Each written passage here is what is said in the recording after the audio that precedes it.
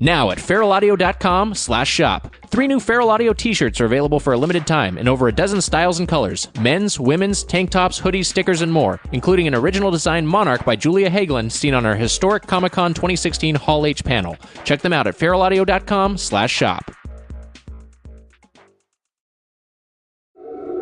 Hey nerds, it's your old friend Steve Agee, host of the Steve Agee podcast here on Feral Audio.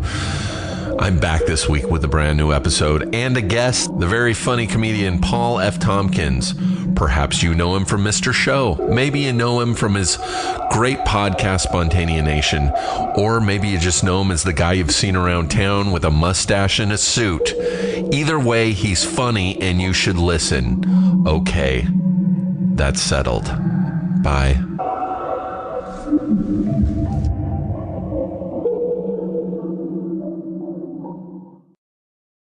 Hello, America, all the countries and all the ships at sea. It's Jeff Davis from Harmontown, here to interrupt our show to talk about naturebox.com. It's snacks, but healthy snacks, delicious, healthy snacks. They got all kinds of cool shit. They send you stuff to your house. You order as much as you want. You eat as much as you want. Go to naturebox.com/Harmontown. And because you're a Harmontown fan and don't know what to do with your life, you get 50% off your first order. That's naturebox.com/Harmontown.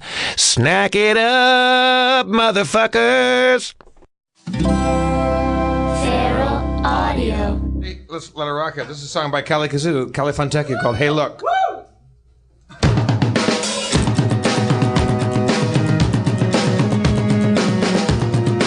From Hollywood, California, just down the road from where the Oscars are happening and horrible things are going down.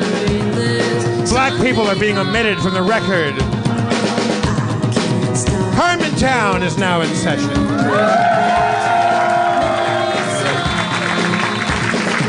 My name is Jeff Davis, your comptroller. I'm happy to be back. Let's bring up Spencer Crittenden.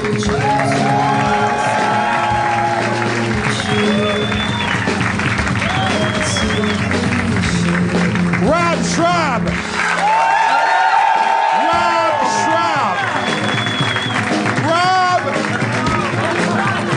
Schrab. The mayor of Harmontown, Dan Harmon.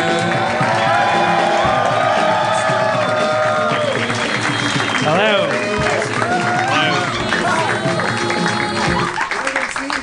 It's weird coming out so early. Yeah.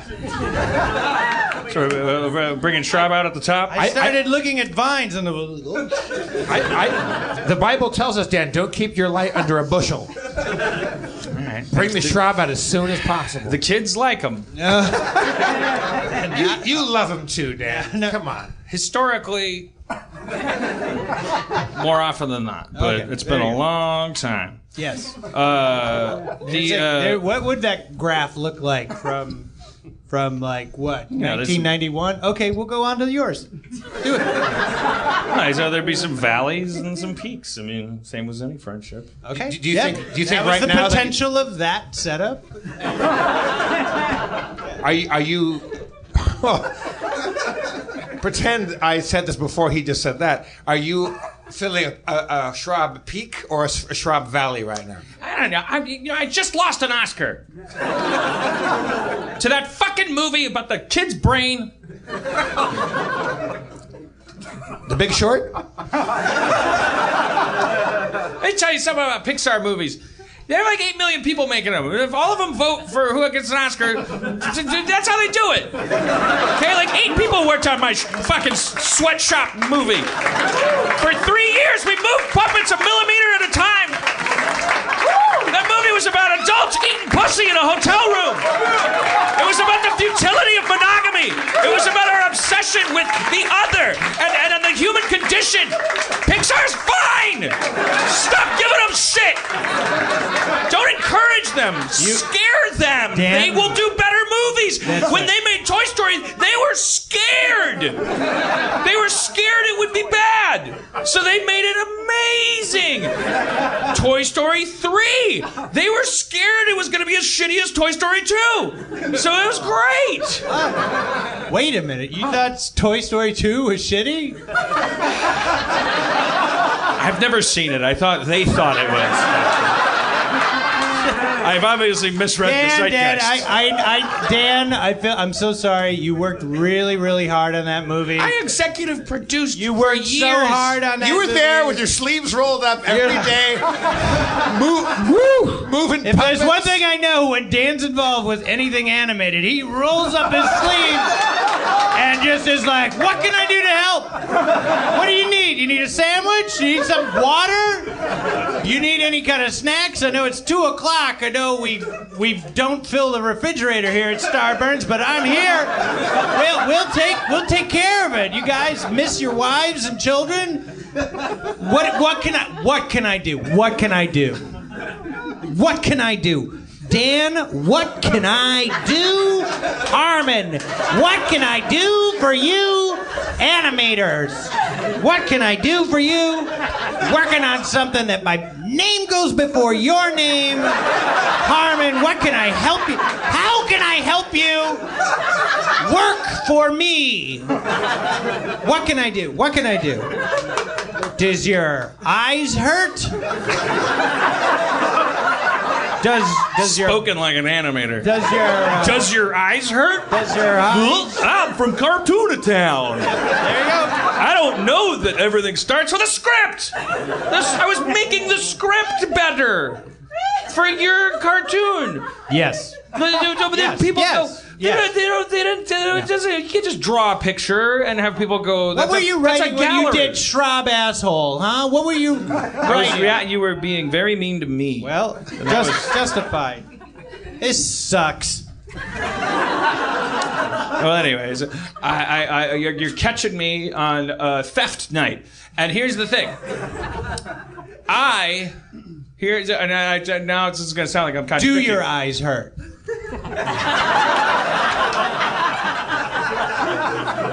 Yeah, and do they hurt in the first act, or do you cross a threshold into a world where they hurt You were in a different really way? right. This is what you were doing. Well, never mind. Anyway, go on. You obviously wrote something there. Let's see what happened. Let's see what you got. Let's see what you got writing. What are you talking about? You're looking at. I always look. I just have a little set list here. Mm-hmm. Anyways, you wrote it. Okay, so right. What was I saying? Story structure. Oh, right. Oh, so here's the thing. Pixar, racist. And that's the thing, is that I said, I called Chris Rock and I said, because he's sitting back there with the envelopes, and I said, take us out of there. Just get us out of there. Like, I don't feel comfortable. Chris Rock in a year when too many fucking white people are and I said, give it to Pixar. They don't give a shit about black people. And he was like, are you sure? And I said, yeah. And he's like, and so that's the other thing about this, is that first of all, they don't deserve it. Second of all, they're racist. But also, I didn't realize the corruption that you could call Chris Rock up and change the way the Oscars go. Yeah, well, you saw those ticker tapes. Everybody knows who's going to win. They had to write the. You guys saw that? They did the little teletype thing. I thought that was kind of a. I thought that was an you know. I hated it. Nothing different is ever going to play like oh cool, that's so cool that they did that different thing. But some of the stuff when you look at it, you go. It reminded me of remember MySpace when there was like your top 5? Top 8. Back in my day, it was 5. Okay, whatever number it is, the top blank, whatever. So it's like, the people that get zing around there. I mean, it was an argument starter, is what I'm saying, back home or like tomorrow morning. How come you didn't thank me on the mic? No, that's why the teletype is genius, because it's all the shitty people that will just get mad if you don't thank them when you win an Oscar. And the old pros are like, oh, this person did wardrobe for this thing, and it's like she's been working for 30 years. She gets to have a fucking huge ticker tape that goes like, yes, stinky, stymie, poopy, toony. Yeah, you're so important, but honestly, they play you off in 10 seconds. And so let me tell my little story and make my little excuse me, it's top 8, not 5. Sorry, I just have to interrupt you right there, Mr. Schraub. Actually, you're 3 numbers off.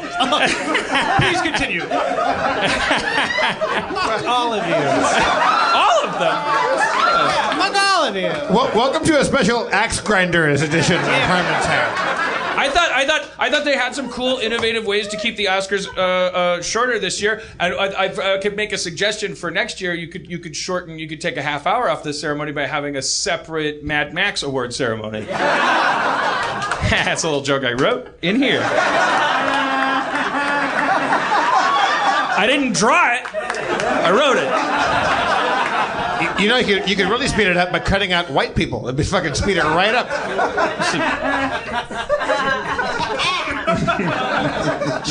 Schrab loved that one. Did you? What about? Here's something I will agree that they did different this year that I thought was just like, don't do that. Like when the people are standing and they're talking about the nominated movies, the way they cut to the clips, the camera. Yeah. Moving stuff behind it? Yeah. Well, no. That's that other. That's Okay, we'll do my bit later. Okay. No. I'm talking about the Steadicam thing where they have the presenters and then the presenters talk and then the camera move instead of them cutting to a clip, the camera would move. Oh, I like that tip. You liked it? I thought that was horrible. I liked it. I hated it. I thought it looked like a. Yeah, I liked it. You liked it? That was cool. See? Okay. Director and writer. I just thought I was like it just looks like. Did you love it when all over like that visual stuff, they were typing the words over it? Feet up, Eric sips his coffee and you must have been like, fucking yeah! That's what the movie should have been like. She smiles, looks at her keyboard, and goes, ooh. That's where the real art is. I do. I like watching. Nobody else does, so I never get to do it except when I'm by myself. I put the closed caption on. I forget who the. I do. I forget who the presenters were, but they did say a thing about writers, like the backbone of all films are the writers, and like very true. I liked that. They dealt with that nicely. Very true. I've never said it wasn't. Well, obviously, fraudulent Oscars this year, as I said. So, except for Fury Road, that was pretty badass. Well, I mean, I like that. I don't know. I think you can discount all those awards when you look across the board, whether or not the awards were distributed fairly. I think Anomalisa should have won. That's the shame, is that now we have to question every single Fury Road award. I agree. It's like, who are these people? What are they thinking? Yeah, but the animation people aren't voting for the other shit. I like that Whoopi Goldberg dressed up as Ursula from Little Mermaid. Yes. She looked like Ursula from Little Mermaid, right? Did you guys? Did you? Okay, go for it. It's your show. Go ahead. There's little too much chatter, Red Tooth. All right, that's an original Star Wars reference. Red Tooth. Who is Red Tooth? Red Tooth. Red Tooth. Cut the chatter, Red Tooth. Right. Cut the chatter, Bluetooth. Is it my Bluetooth or the red one? Wait, what the hell? What did we say before? I had to be like one of those weird pirates from the show that yells at the people for being bad pirates. Little Mermaid. Little Mermaid. Whoopi Goldberg. So Benicio del Toro. Benicio del Toro. He's like. Did you see? They did the bear bit and the thing, yeah. and then for like a solid 8 seconds, we all got to see what Benicio del Toro looks like when he's amused. Kind of stepped on the. Not a real sneeze, just sabotage. Knock, knock. Who's there? Dwayne. That's great. Keep going.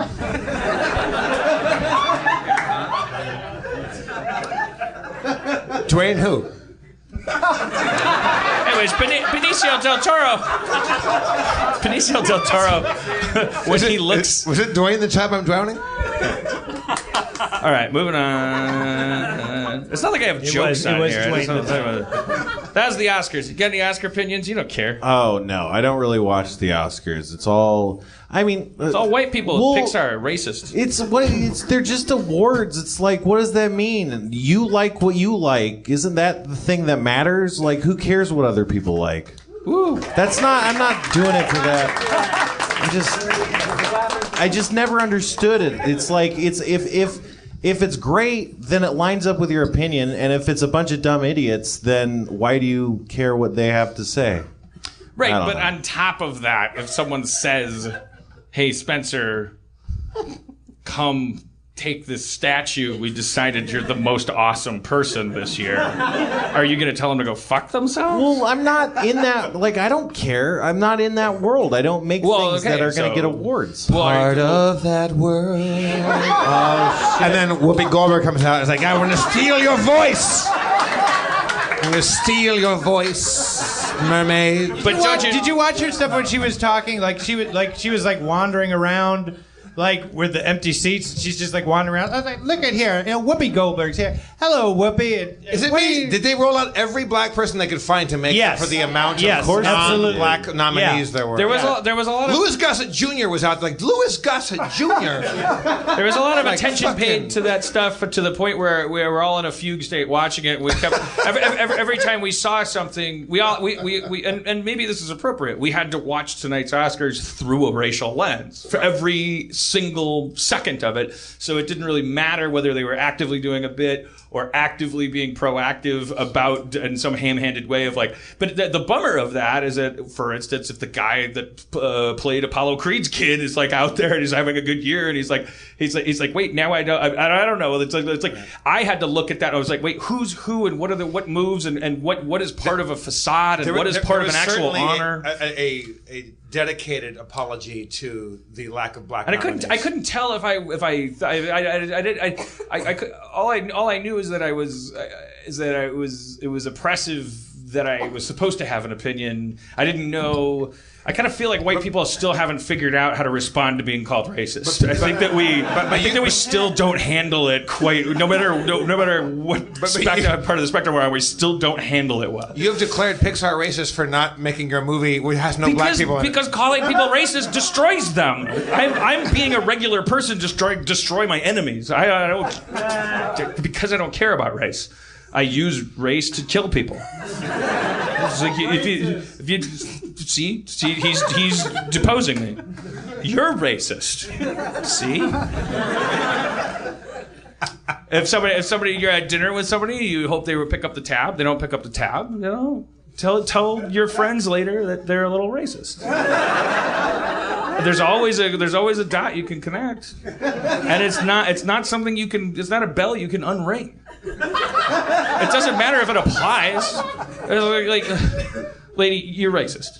Like, that's gonna stick with you for 10 minutes. It's a strong thing, and it's a useful thing. It's like a crowbar. Use it to open things. I lost an Oscar. Pixar's racist. I feel better. Pixar doesn't care. Black people, well, what could we do for them? Pixar's racist. I feel better. Couldn't one of your main puppets in Anomalisa have been a black puppet? I've just executive produced it. I didn't really work on the movie. So interesting. Very interesting. So very revealing. I definitely lost an Oscar tonight, but if you have a racial problem with the movie, I talked to Charlie Kaufman.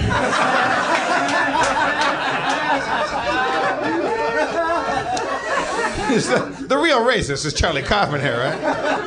I mean, it's on record. That guy hates. The real racist is everybody. Okay. Rob, are there going to be any black Lego characters? All of them. All of them. The whole movie. Yeah. Black Legos. Yeah, all of them. That saves you a lot of money in toy manufacturing. You just make all the Lego pieces black pieces. I'm not about the money. I get paid in fun. Like the Spencer? last season of Community.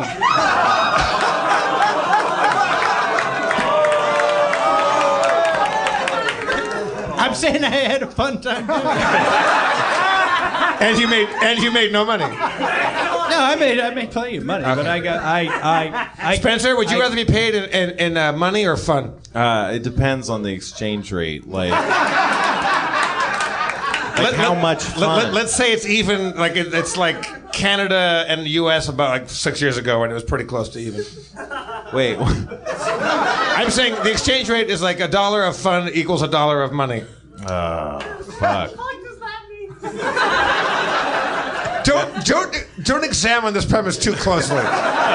Especially if you're the ghost of Julia Childs. Yeah. What does that mean? Don't you add this broccoli to the... What does that mean? Excuse me. For those of you listening, A little red wine. she's has a handkerchief and she's excuse me. Very talky audience tonight. I don't know. They're a little chatty, but that's okay. We have an active audience. That kind of bit us in the ass at the Chicago show. I don't know, man. We have 800 people, and it's like, and when you go to a different city, and people in cities that aren't Los Angeles, that aren't like jaded and numbed down and like cool, like we're all cool in LA, like we were used to and then so then when you go to a different city, and it's like, holy shit, Harmontown's coming. Number one, that means you can fill in 800. What are you talking about? If I put a gun to your head and asked you that question, what would you say? What a Chicago show? The Chicago. Pretend that you have to guess, and you tell me. What Chicago show, Rob? Or your family's going to die? What do you think? It's like a jigsaw. It's a Saw movie. What Chicago show? What Chicago show? What am I talking about? You did a show? There's a spinning blade. I'm about to say you did a show in Chicago. Okay, yes I did. And then you can do that in your head next time. That whole process. Well, you did a show Saturday. I don't know what that is. It doesn't matter. You're not Sherlock Holmes. You don't need to know when everything happened. Well, this is what happens when you bring me out this early. He brought you out. He brought you out, and he did it to fuck with me. Look at him.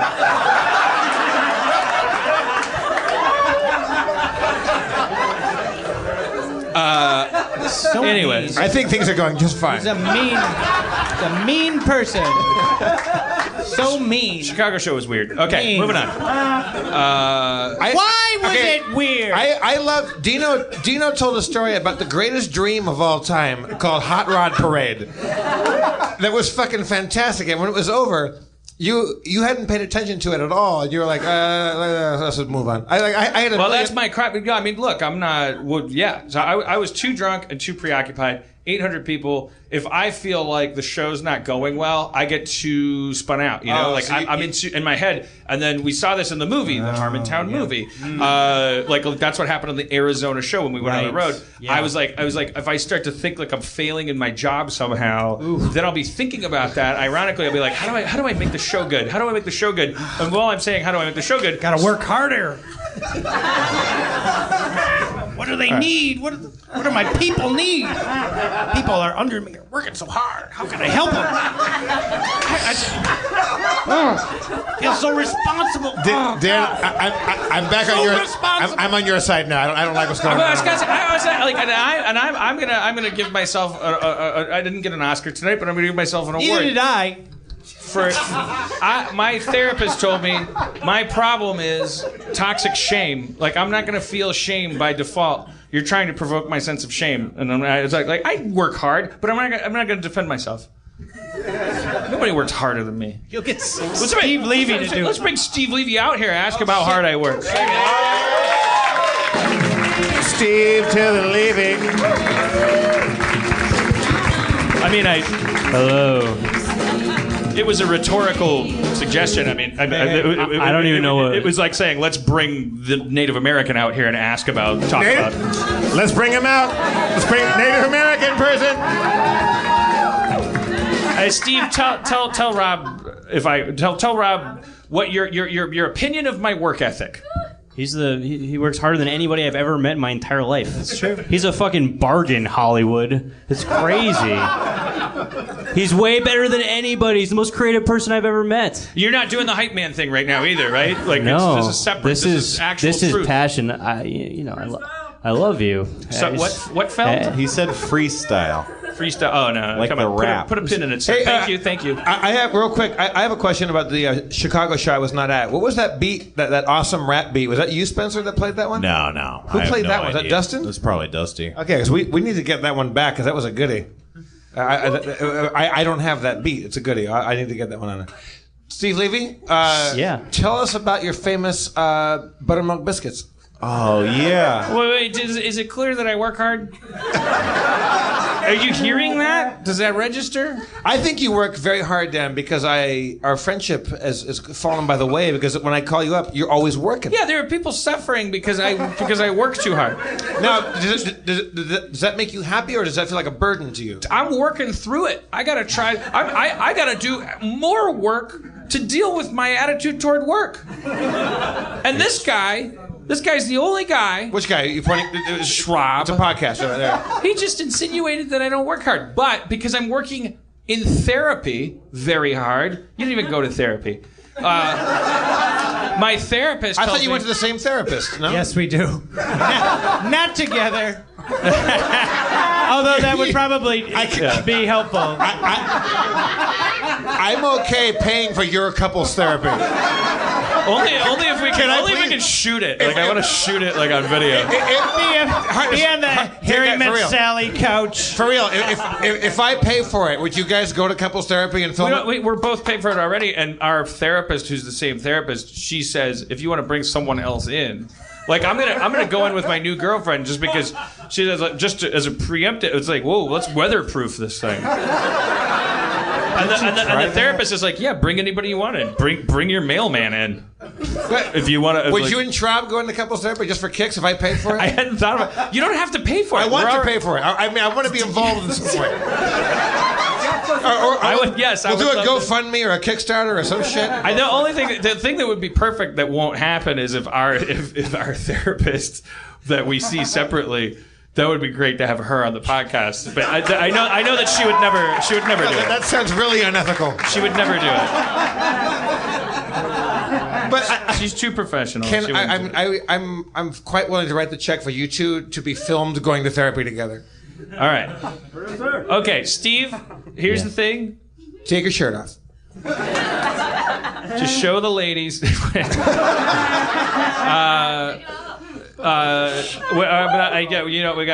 got two guests that we got to bring out. So I thank you for coming out and bouncing off of this guy. You're kicking Steve Levy off the stage? Yeah, because delegation is part of the fucking daily shit I have to put up with. This podcast, Great Minds on the History Channel.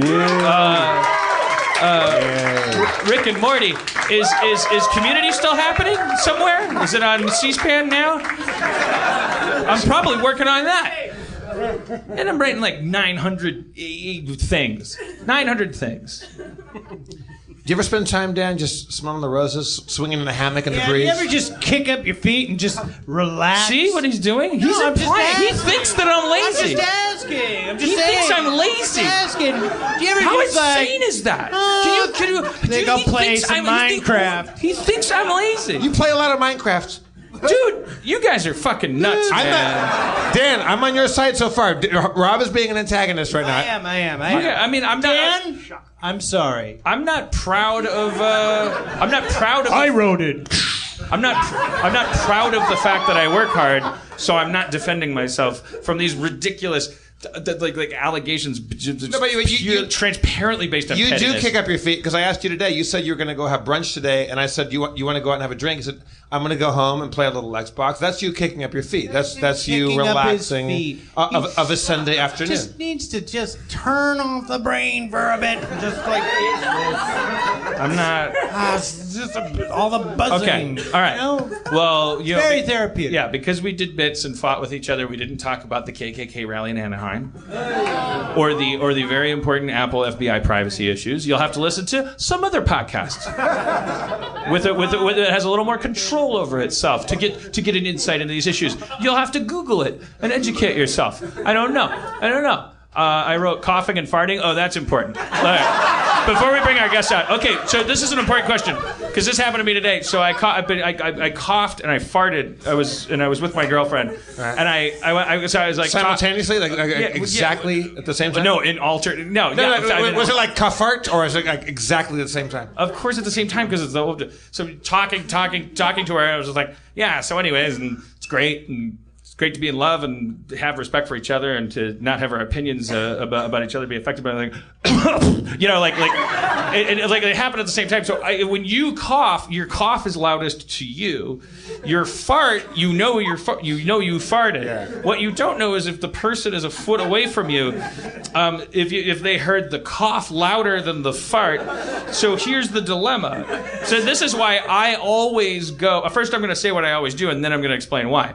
I always, when that happens, I go, and then I go, I farted when I coughed. The reason I do that is because what if they heard it and I ignored it? You want to get up, you want to get in front of that news cycle. What if they heard it and they thought I was coughing to cover a fart instead of leaving the room? Right. I was like, the truth is, it was an accident. If I had to fart, I would have left the room and farted and come back. I would never do something like that, be dishonest and go like. Are you saying the cough made you fart? Like it was the cough? Of course, the cough made me fart. What do you mean? What's the alternative to that? They could have been independent of each other. What? You could have coughed and farted, and they had nothing to do with each other. What are the odds of that happening? That's insane. Do you always cough when you fart? No, Or do you fart separately sometime? I fart separately all the time and cough separately. But obviously, it's not that dumb of a question, then. You guys, okay, but I think of a cough as more of an upper body thoracic kind of thing, and the farts being more of a lumbar and below. Yeah, but when you get your balls groped by the doctor, he says turn left and cough. I don't fart on them. But I'm saying your balls are closer to your ass than your chest. Right. At least mine are.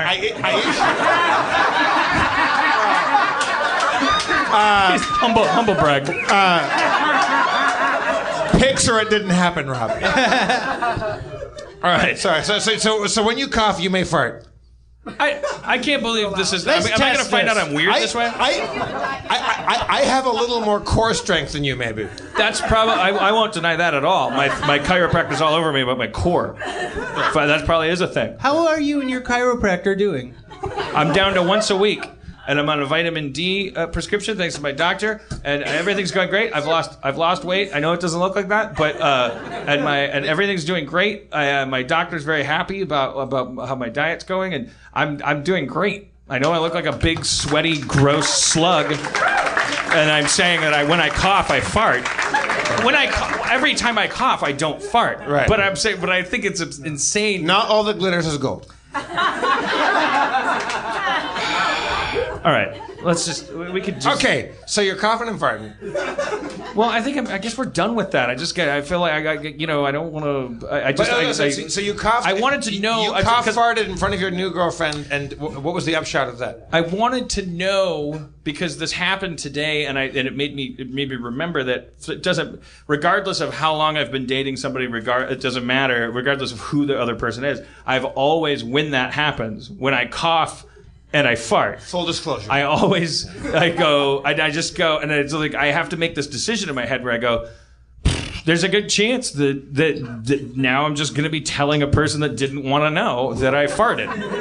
However, to me, it's sort of like the legal system's philosophy. It's like it's better to let 10 innocent men go or 10 guilty men go free than the idea of one innocent man going to prison. Right. It's better to have 9 people go like, why is he always telling us when he farts after a cough, than to have one person go, do you know that fucking guy did the other day? He had to fart, so he faked a cough. He didn't get up and go away. He just fucking, he thinks I'm so stupid that he can just cover his farts, and he just, and he wanted me to just sit in a fart. Did you I don't want anyone thinking that. They let 10 guilty men... They're supposed to. They're supposed to? We don't really approach it that way, but They're supposed to let 10 It's better. guilty men That's an American justice philosophy that we learned in high school. The concept. They should change that. Dan, did you find They're out? trying. Did you find out if you were busted on the fart or not? Did you know? Yeah, she said, well, no, and I've done it before too. And she said again, she's like, why do you keep telling me when that happens? And She said, I didn't know you farted. And I said, well, I didn't know you didn't know, so I had to tell you. That makes you a good person, though. That makes you a good... That's what I told her. Yeah. It also makes you a guy with no core strength. And that's true, and I'm going to work on that. Okay, our next guests, you've probably seen these bus stop ads around for this very funny new show that's being drawn at a really, really cool, hard-working animation studio in Burbank called Starburns Industries. And you see these little ads.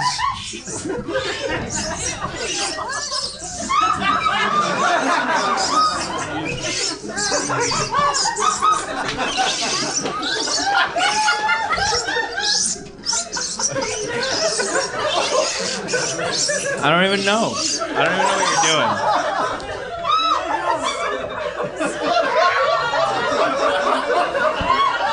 That was the greatest protest I've ever seen in my life.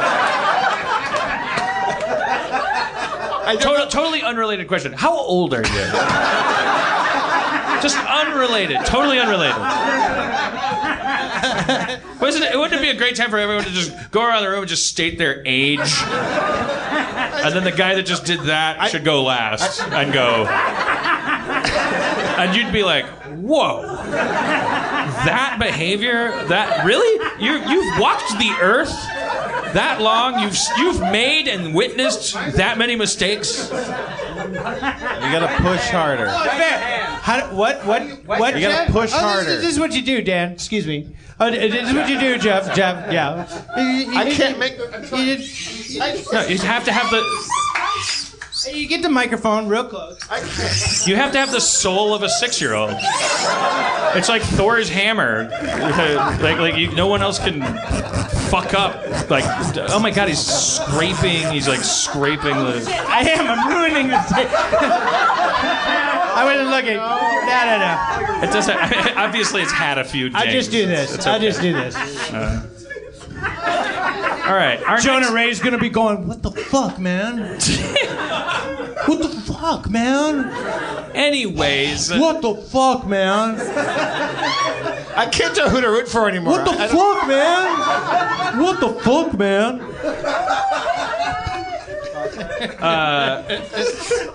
There's this really funny show on HBO on 11:30. At 11:30 on Fridays, and it's called Animals, and it's all your favorite comedy people doing these little sketches, and they're drawn as these like little animal people. And animal people, they're in the back going, he's never seen the show. I have, not that much, but I know they're not animal people. They're animals. I'm not going to define their show. They love working at Starburns. They think it's amazing how hard I work. They don't. I don't really talk to them, and I can't tell the difference between them. Let's bring out the creators of HBO's Animals, Mike Luciano and Phil Matarese.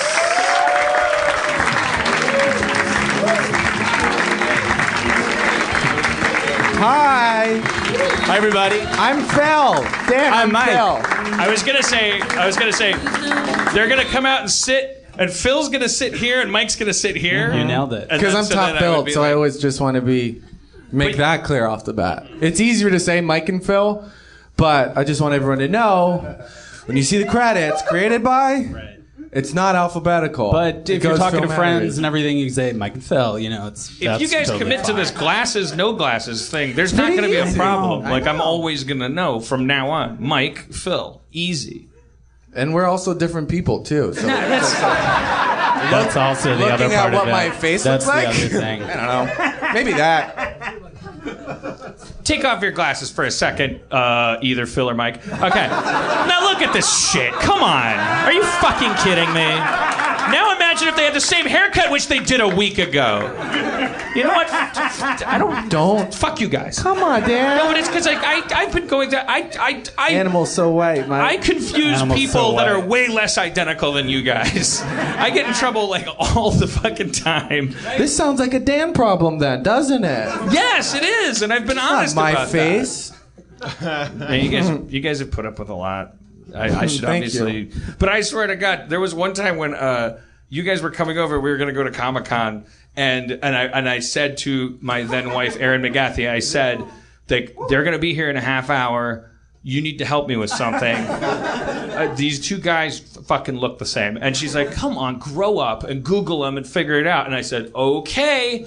And then I came back in. I said, come here for a second. And I sat her. I said, you fucking tell me. Give me a mnemonic device. And she was like, Phil hat, because it was like a South by interview or something where it was like a person and it was like a perfect setup because it was like, so what's it like when you do the thing? And there's like one of you in a single and it's got your name and then the other and Aaron went, oh go boy. But she was like, for pride's sake, she was like, well, Phil's ears are farther up. Yep, that's it. and whatever she said, we did say she was like, okay, fuck it. It was something with the ears, and whatever it was, I swear to God, like I'm not doing it as a bit. Like you guys showed up, and I looked at ears, and we had earmuffs on. Yeah, hi damn. And based on ears, like did this thing where I was like, this is Mike, and you went, I'm Phil. And the ear thing. All right, so that's the end of my story. But the glasses thing is fucking great. This is good. You got to keep them on, baby. Try to stick to it. All right, so for me, it's Phil, right? I'm Phil. You're Phil. Yeah. Phil, you look a little bit more like Andy Garcia than Mike. Thank you so much. That's how I'm gonna go along with that one for now. That works. You look a little bit more like Jewish Hans Gruber. Okay. I'm not Jewish, but I'll take it. That's a pretty good deal too.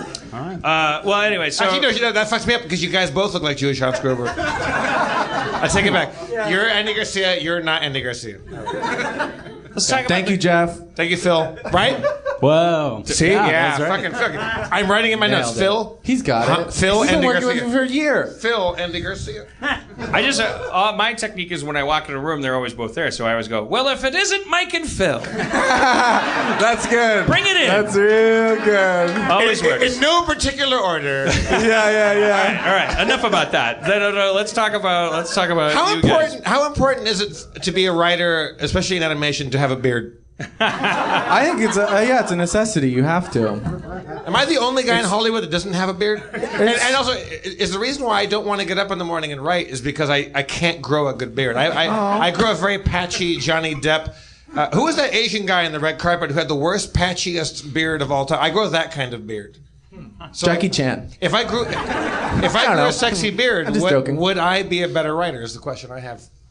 Yes. Yes. Yeah. It's a good Says problem. Dave Klein, who has a giant beard. All right. So, like, what was it? A year and a half ago, you guys, you guys had this thing on the internet: pictures of animals, dry comedy, like 8 frames per hour in terms of glacial, like because it's just like drawing of animal doing setup, like doing kind of like. Very organic, kind of improv style. I'm gonna get a soda. Oh fuck, he's so jealous because sorry, there's people I'm that sorry. draw up here. It's just, Yes, I'm it's probably just for the sitting best. here and it's hot. Go I'm gonna get a get soda. a soda. Yes. No, Yes. no offense. Oh, It's okay. None take. No, I'm gonna come back though. I'll come back really quietly and I won't interrupt. I get it. No, I get it. Yeah. Got the old Harmontown standbys up here. Yeah. Then these 2 young guys walk in, throw it all for a loop. I'm sorry, I'm not Kumail, you guys. No, you guys if you're work it very well. We have an HBO show too, though, so. If you're all very quiet, Being TV you can see animated. something you very rarely see in nature. What? The Rob Schrab going out to get a soda. To be an artist and to invoke the Schrab passive aggression is like that strongman bell that you ring. Like you guys, Right to the top. He wouldn't be intimidated if you guys just doodled something on a napkin. You Yeah. guys are on HBO, and he was like, "Fuck, what am I doing with my life?" I gotta go. I got 2, baby, that's good. But you guys are self-starters. You're like the weekend, the guy, not the 2 days. The concept. The one guy. This is post-internet, like, oh, these guys on the internet do a thing. Now it really is the way it works. Like, you guys are self-starting internet dudes. Like, you started doing this thing as it is on the internet, following your passion, making yourselves laugh. Channel 101. Then went to Channel 101. New York. Channel 101 New York, baby. Then went to... Weird take. What was it, the New York TV Festival? Yeah. Where Mitch Hurwitz was like, you guys are awesome. Yeah. And the Duplass brothers were like, you guys are awesome. Yeah. Yeah. What is Mitch's stake now? Oh no, he did a voice in 2 episodes. He's my dad in an episode, but he. But does he like? Does he? No, do you guys have to send money from the budget to the show to him? No, no. Okay. He's got nothing to do with it anymore. We partnered with the Duplass Bros, so those guys are our executive producers, and how we were able to make a bunch of episodes independently for like a year before we partnered with Starbuns to finish it out and sell it to HBO. And we just give you a little home, keep you off the street. You did, and I so think it's nice that I don't do anything on your show. I think That's it's me. kind of cool because we just kind of pass in the halls, and especially when Rick and Morty was there too. It's just like, I don't know, it's a little gang. Yeah, it's lovely. And you see me and you go, boy, there's Dan. Like he's not gonna come in here and tell us how to draw an animal. Yeah. Well, that wouldn't be any of my business. Yeah. I'm not lazy. No, you're not. You're there late, and I've seen you there very early from like the night before. It seems like, Dan, you're a little hands off on the show. I mean, you don't know. That's a good thing. It's a good thing. He came out to us. I thought you were a workaholic. I thought that was your gimmick, that you care too much. You work too hard. Well, the first time he came out to us, he rolled up his sleeves and he was like, "What can I do to help?" I did. It's a sandwich. And then I did have that meeting with you guys. He doesn't.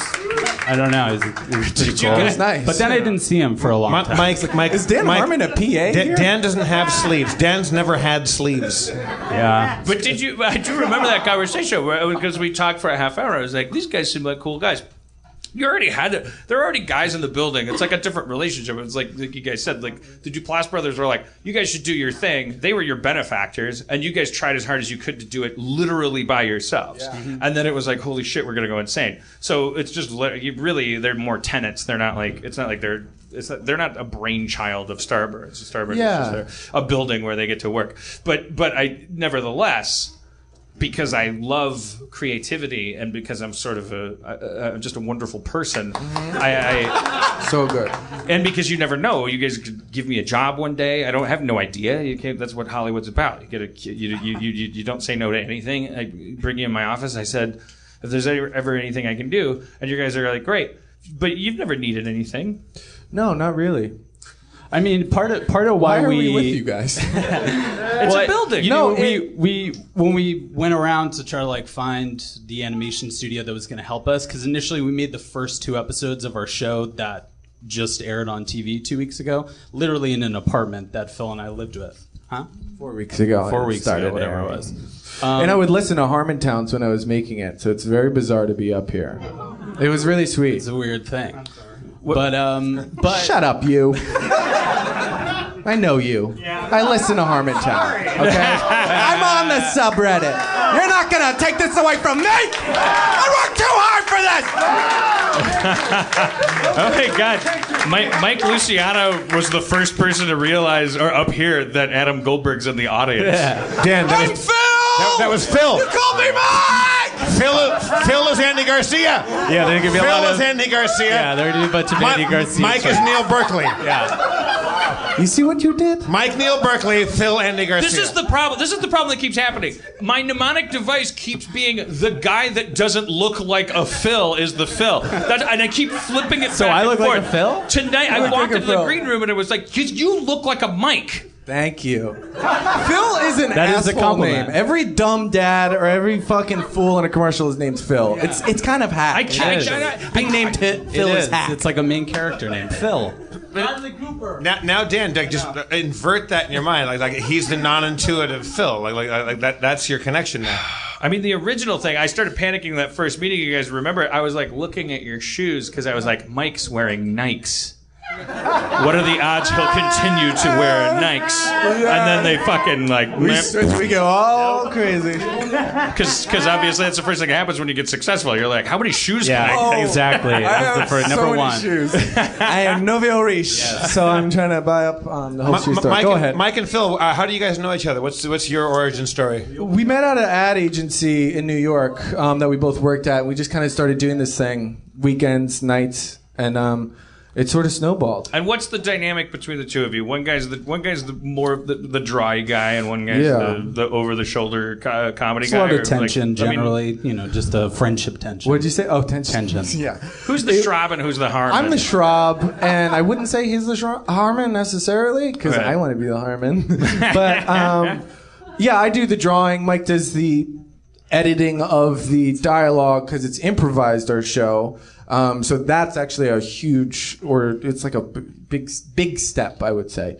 And we write it. We write everything together. We write all the episodes. And do you guys ever fight? Do you guys have tension in the edit bay? Or we're writing season 2 now, and that's the most difficult part. Is like, it's so much of writing is sitting there quietly resenting the other person for not agreeing with everything you're saying. It's so fundamentally like. Is that your experience? Yeah. Yes. I heard you and Justin at that one live Rick and That was Morty, and amazing. that made me feel so good knowing that you guys Dude, but you hate have each no other idea, too. not to pull rank in a format sense, but this is essentially a sketch show. I know you guys do larger things, but like. Fucking story breaking, like if it's like it's an exercise in frustration. It's an Asperger friendly format. It's like, but then it's like not when I say Asperger friendly, I don't mean that it's like it causes joy. It's just like, but it's like you have to have an attention surplus to story break. If you have an attention deficit, and I'm not saying that anyone clinically does, Justin. I mean, did you just fart 2 times? I just farted. you fucking farted. Mike. But Justin is like you guys have hung out with Justin. Like his genius is from his fucking he cannot he gets bored so quickly. So bored. You get so bored. The bored guy. Rob Schrab's back, everybody. Welcome back, Rob. Yeah. Hey, Rob. You want to tell us briefly about your adventures while you were away? Yeah. I got a delicious, actually incredibly refreshing Sprite drink from the concession area over there. They offered not to let me pay for it, but I gave them a tip anyway. That was fun. And then I saw Abed Gaith there. We shook hands. I think Abed had a thing like I invited him to the show because he had a thing he wanted to talk about. Oh, you sorry to burp. That was gross to see that this close. When you burp, do you also pee? What happens? What happens? What are you hiding from? Three Stooges bathroom. Not everything is connected to a lateral thing. I don't always fart when I cough. Does that make? I thought we're trying to find out how the plumbing works. Doesn't everyone every once in a while you're coughing fart? Isn't that something that happens? Push. There's a lot of stuff. My question was, when that happens and you're 1 foot from someone, what is your do you say if you cough and fart, you should disclose that I farted, so you're not trying to bury the lead on that one. Yeah, I think you're being a good person for that. But sometimes you then the context can come in, you could be on a first date, just try not to cough, I guess. I don't know. Yeah. Coughs are dangerous. Or turn up the music. But you know what? First dates, what am I talking about? Fucking first date, if that's what's going to happen. That was the chair. That was the chair. Whose chair? And now you do the first thing is first date, then we go, I swear to God, it was the fucking chair, baby. Wait, what else am I curious about with animals? What kind of animals did you get? No, this is what I'm really curious about as a writer, because I've seen the show. A lot of these people have probably seen the show. How many people have actually seen it? Yeah, cool, great. Thank you. That's not enough. For the listeners that only are hearing this podcast out on audio, more people raised their hands than clapped. So I didn't specify, so yeah. What I am curious about, because it's got that very organic style, there's obviously clearly a lot of improv happening, and I'm very curious because you guys have all these. You have A-list comedy people coming in to the Starburns recording booth in beautiful downtown Burbank. What A-listers? Aziz Ansari, Chelsea Peretti, Molly Shannon, Jessica Chastain, Danny McBride, Manzukis, Kroll. John Lovitz is a good friend of mine now. Yeah, great friend. He's awesome. He's got to come on this show. That guy's he's so awesome, dude.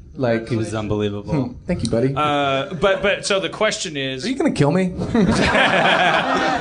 You're clearly too drunk, and it's just there's a contentiousness coming from that general vicinity. Go ahead. Sorry. It's magnified though when you're under lights and when you hear voices from out there. That dynamic adds 10 pounds of contempt. Yeah. So maybe I'm hearing it wrong. Because you always are thinking why am I talking talking to a microphone. If you hear anybody could be going like, I'm diabetic and I'm going into shock right now or something like that. If you just hear a voice, you're like, hey, fuck you, lady. Shut the fuck up. Because you just hear the word shock and you're like, shock? Fuck you. I don't care about your politically correct bullshit. What do you want, a trigger warning? It's just like, no, I need insulin. Shocking.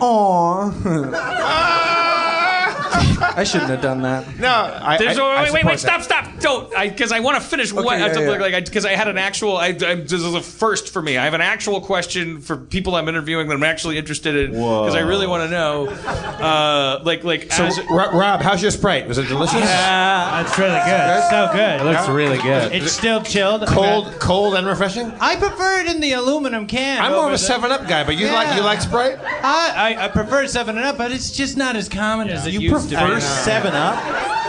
Here's something that I noticed who's that guy? He's segued into a new... What's this guy? Liv Schreiber? Liv Schreiber. Yeah. Do you know who I'm talking about? Leave Schreiber. He always looks put off. Remember he came out and he went because he said we lost Dan. We lost Dan to Rob. I wasn't even gonna bring it up because it was such a nuanced thing because Leif Schreiber came out and I said to Cody, I was watching the Oscars because Leif Schreiber said production design is very important in Hollywood, and when he said it, his face looked like he really. The reason he was saying it is like I don't get why, that it was a pet peeve of his, like as if he was saying like misogyny is as American as apple pie, like he was like making he was being like upset, it's like production design is, and he was it's like Leif Schreiber has something's going on with him. He's very put off. Maybe he's nearsighted and he's having trouble with the prompters. It could be, but I also Benicio del Toro looking amused is the most terrifying he's ever looked, which could be the secret of this thing. He might look in the mirror and like when somebody makes him laugh, he goes like, "Oh God, that's not good, Benicio." We caught him tonight because they did a prop bit with a bear, and it cut back to him, and he was like, and it was like, "Oh, Benicio mystery gone." Do you think he thought it was like a Wolfman reference, and he was like? Yeah, he's an actor. He thought like, what does a cat think when you run the can opener? You know, he thought there's food like. Or are there any actors in the audience? I'm sorry. Right, so Dan, you're making a point just before that. I wanted to interview our fucking guests. This is for one question. This is not a tangent. The reason that I was talking about what's his Liv? What is he pronounce his name? Leif Schreiber. He looks like he smells like cherry 7-Up. He looks like he smells like it? He looks like he smells like cherry 7. I haven't been next to him, so I can't. I look at him on TV, and that's what they do. He might smell like cherry 7-Up. They do that. That's exercise they do at art school. Like the professor walks and goes, "I want you to draw something that looks like it smells like something." Mr. Schrab, what are you? Do you have something better to do than draw something that smells like something? What is it you're drawing? Let's share it with the class. It's a perfect drawing. He's drawing robots. It's Liv Schreiber to a T. Man, it's so weird being inside of a Harmontown and just having it happen around you. My question was, when you guys, because it's a ton of organic, improvised kind of material. You guys have both parties in a booth. If you're doing a 2-person scene, right? They go back and forth. And we're in it too. What do the scripts look like when they're ready to be recorded? It's like 12 to 15 pages, and it has just general scene breakdowns, and then like a few sentences for each beat that we need to get to, and then also with kind of an idea of maybe the joke that needs to land at a minimum. Yeah, we'll tell them at the front and sit down with them. This is what happens. You're a tiny turtle, and then a mechanical frog. Which we've heard rumors about. Maybe that's probably similar to what a Curb Your Enthusiasm script looks like. Yeah, that's what we heard. Mark Duplass was on The League, and that show is very similar in that kind of case. Right. So he was able to transpose a lot of stuff from that into our show. But yeah, we're in the booth. That's one of the main selling points of Starburns, I think, in general, is you guys have the biggest booth. We have which is so insane. It's a big booth. We've had 8 people in there. How big is the booth at once? How big is the booth? Like from the stage Even bigger than that. Probably from that thing to that. Damn, it's that's huge, a big dude. booth. That's she got a big booth, yo. Big ass booth. That's a You know big why? booth, That is a big booth. You know why? little Because booth, that's a big in booth. my biopic, when I'm starting my studio, and I'm going like, I want the booth to be big, and they're like, well, then the sound camera. Go, sound is everything. Podcasts are everything. We need a podcast-friendly booth. Put partitions in on wheels if the people need to be compressed. I was like, and I want these rivets. I want these rivets to be flush. What and actor? the best booth in the fucking city. What actor is playing you? What actor is playing you? In what country or Leo DiCaprio, so he did an accent to make sure he's nominated for something. Even though I'm not Southern, he just did he had win? to add something. Did Leo win? Do we know? He did? He won Best Actor for Revenant. Wow. Also, who gives a shit? That's true too. Fuck him. Well, so Tom Hardy must be pissed won? though. He's like, I did the exact same thing he did for an entire movie. Who won Best Director? Yeah, in utero. Whatever. Really? Yeah. Wait, who was it? A Mexican dude. one? Oh, boy. Revenant, dude. This guy's so sullen. Okay, this guy. Oh, the Revenant guy. So that you said racist earlier, now you said Mexican, and you've got a sullen, out stuff handsome all day? Latino vibe to you. You're like, and you're. Thank you. Wait, who won the? Who's the best director? Oh, is it the Revenant guy? Yes. Yeah. Okay, yeah, and that is he did the what else did he do? He did the. Birdman. I'm pointing at the Latino guy. What else did your friend do? Okay. How do He's getting up. He's I getting got up. something here to say. So how does Mad Max get best production designer, best sound, best editing, best this, sweeps everything, and the guy that told all those people to do that, the director, doesn't get best director? How the fuck does that happen? Good point. Because you're still accountable if people think you're a prick. So watch it. Oh, Yeah. good point, too. No, I don't think anyone thought George Miller was a prick. I thought that would get a laugh. I thought I would get a laugh. Doesn't make any sense. Fuck you. You just Not saw. being manipulatable. You guys just saw right now what a producer is and what a director is. Very true. But okay, so what's the other movie? The Birdman. God damn it, yeah, Birdman. Birdman, Gravity. Yeah, no, he's awesome. Gravity sucks. I think I think there needs to be a new stereotype about Mexican directors. Yeah. Is Almodovar is Mexican, right? Is he? Yeah. Or is he Spanish? Okay. See, new stereotype. Let's start it. Mexicans, great directors. Although They have an extra muscle in their eyeball. a lot of Mexico's sending a lot of the rapist directors up here. I'm sure, yes, Mexicans, great directors, and I'm sure some of them are nice people. A lot of rapists, a lot of We criminals. have to put a director-sized hole in a wall around America. There needs to be a director-shaped hole in that wall. We're going to build a beautiful lens. It's going to be very, very good lens. I'm going to talk to the best lens makers ever. And I'm a negotiator. I've done a very good job. I've made lenses for things. I've gotten awards for seeing. Is this Leo DiCaprio playing this character too? I'm a Leo DiCaprio in Trump. Yeah. Oh my god. I'm going to very do the thing. Spencer, who would you cast as Dan Harmon in the Dan Harmon biopic? Judd Apatow. You would have him be the actor? I think he has the chops. Yeah, but I think Robert Downey Jr. is just go with the obvious choice. Yeah. Dan, There's no shame in going stop with the being a obvious producer choice. for 1 second. It just seems go with RDJ if it works. If Mike, it's obvious. Mike and Phil, who would you cast as Dan Harmon if you had to make a biopic? If you had anybody you wanted, all the budget. You know, for people who have an improvised show, we should have had a joke ready at hand. I was looking for we an Andy can edit Garcia ourselves route. back. Let's to bring that, it into but- your wheelhouse. But what animal should I play when I do your show? Oh yeah. Oh, it's got to We be New talked York City about it. based. Probably a dog, like some sort of like your dog. That'd be good. Like which golden doodle? Yeah, that'd be fun. I'm in. Although Let's do it. Spiritually, I am. Not that this would make it a funny sketch, just to make me. But a sea otter. I've always seen myself as a sea otter. Yeah. They float on their back and they eat food on their stomach, and they're just like. Yeah. But they don't build dams, but they're almost beavers, but they don't work that hard, and they're just like. What's that? Yeah, when they have sex, they grab onto the female's nose and rip off their nose sometimes during interviews. Wow. Whoa! Kinky. I hate when that happens. Otters do that? There's some. Okay. They rip off the woman's. They rip off their woman's snout. They grab on because they're swimming. Right. They have to grab on. They should stop swimming and just fuck. Hold on, baby. Do that shit on dry land, you know what I'm saying? It's like you swim to shore and start doing. Don't have to be biting on the nose and shit. Get on the beach. Yeah. Do that otter fuck. Start swimming. Well, I'm pretty- swimming, trying to swim fuck, man. Rob Get has, on the beach. Rob has a Get on 5-minute the stand-up set about otters. It's just pretty good. Biting the nose. Get on the beach and fuck. Why are you fucking in the water? Get on the beach and fuck.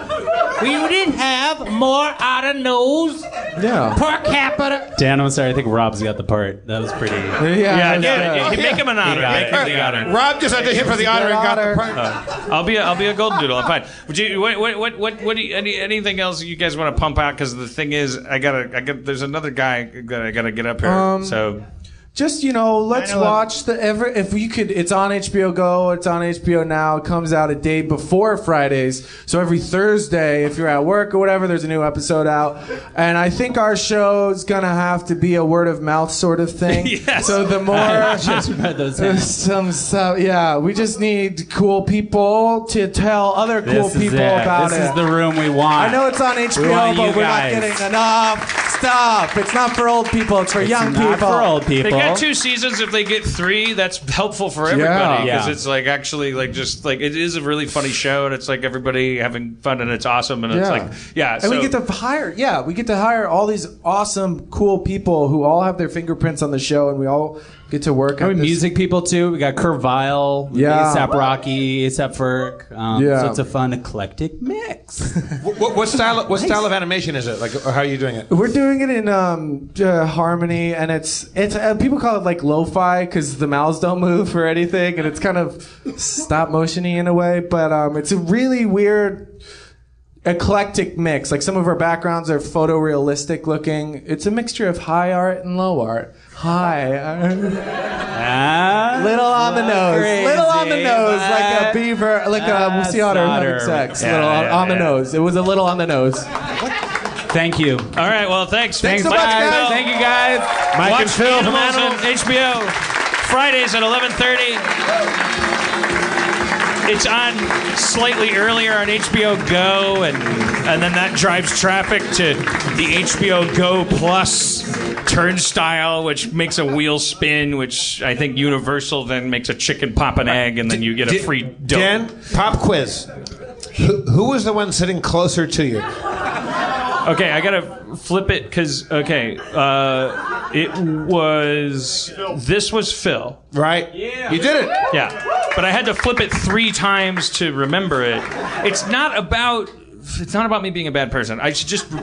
But my therapist said stop. Here's what my therapist told me. She said you back yourself into a corner because that's where you have won your greatest victories because you were in your youth were in an environment where you were backed into a corner for real and nobody else around you understands because they look at you and they go, that's a 6 foot tall fucking bear guy. Like that no one wants to do anything bad to. And from their perception, you're just a dick.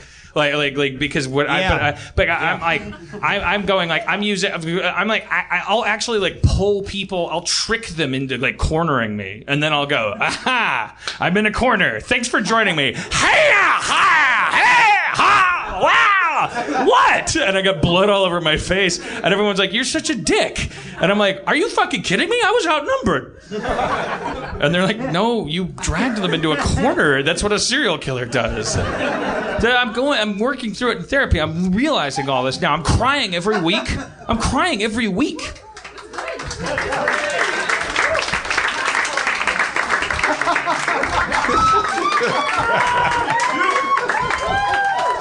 Are you crying happy or crying sad? Like, just fucking like what? This is beyond that, Jeff. That's the binary heteronormative shit. What a fucking.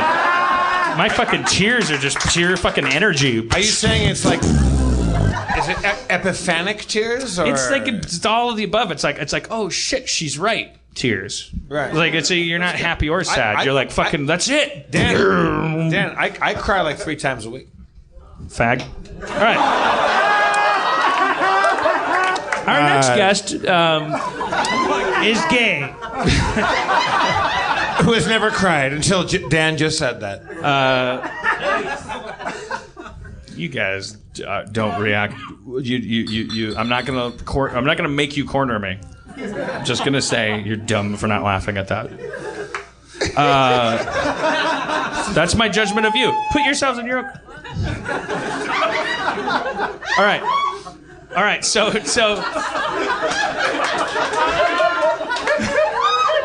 He almost certainly ruined that.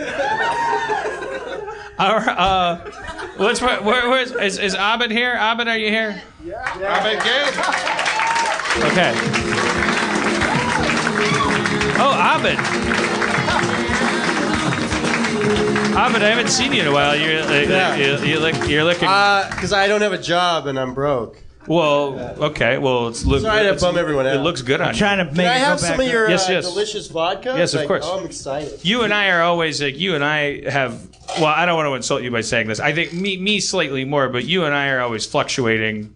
Like I never know when I see you. You could look like a. You said last time that I lost weight, which was very flattering. Maybe every time I see you, I just think you look good. Oh, thank you, man. Well, you look good too. Actually, you're looking great. This is real Abed, but don't let the name fool you. I feel like the character I made for Community is more dimensional. That's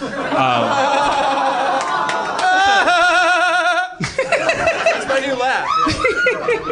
But no, when's the last time we hung out? It was a while ago. I don't know. I just needed to siphon off some character points, and then I went off to NBC. So it's been like 6 years, probably. Should I sit next to Rob, or is that no? I don't. I think this is fine. Abed, I have a question. How are you doing after not being the dictator of Cuba? Are you doing?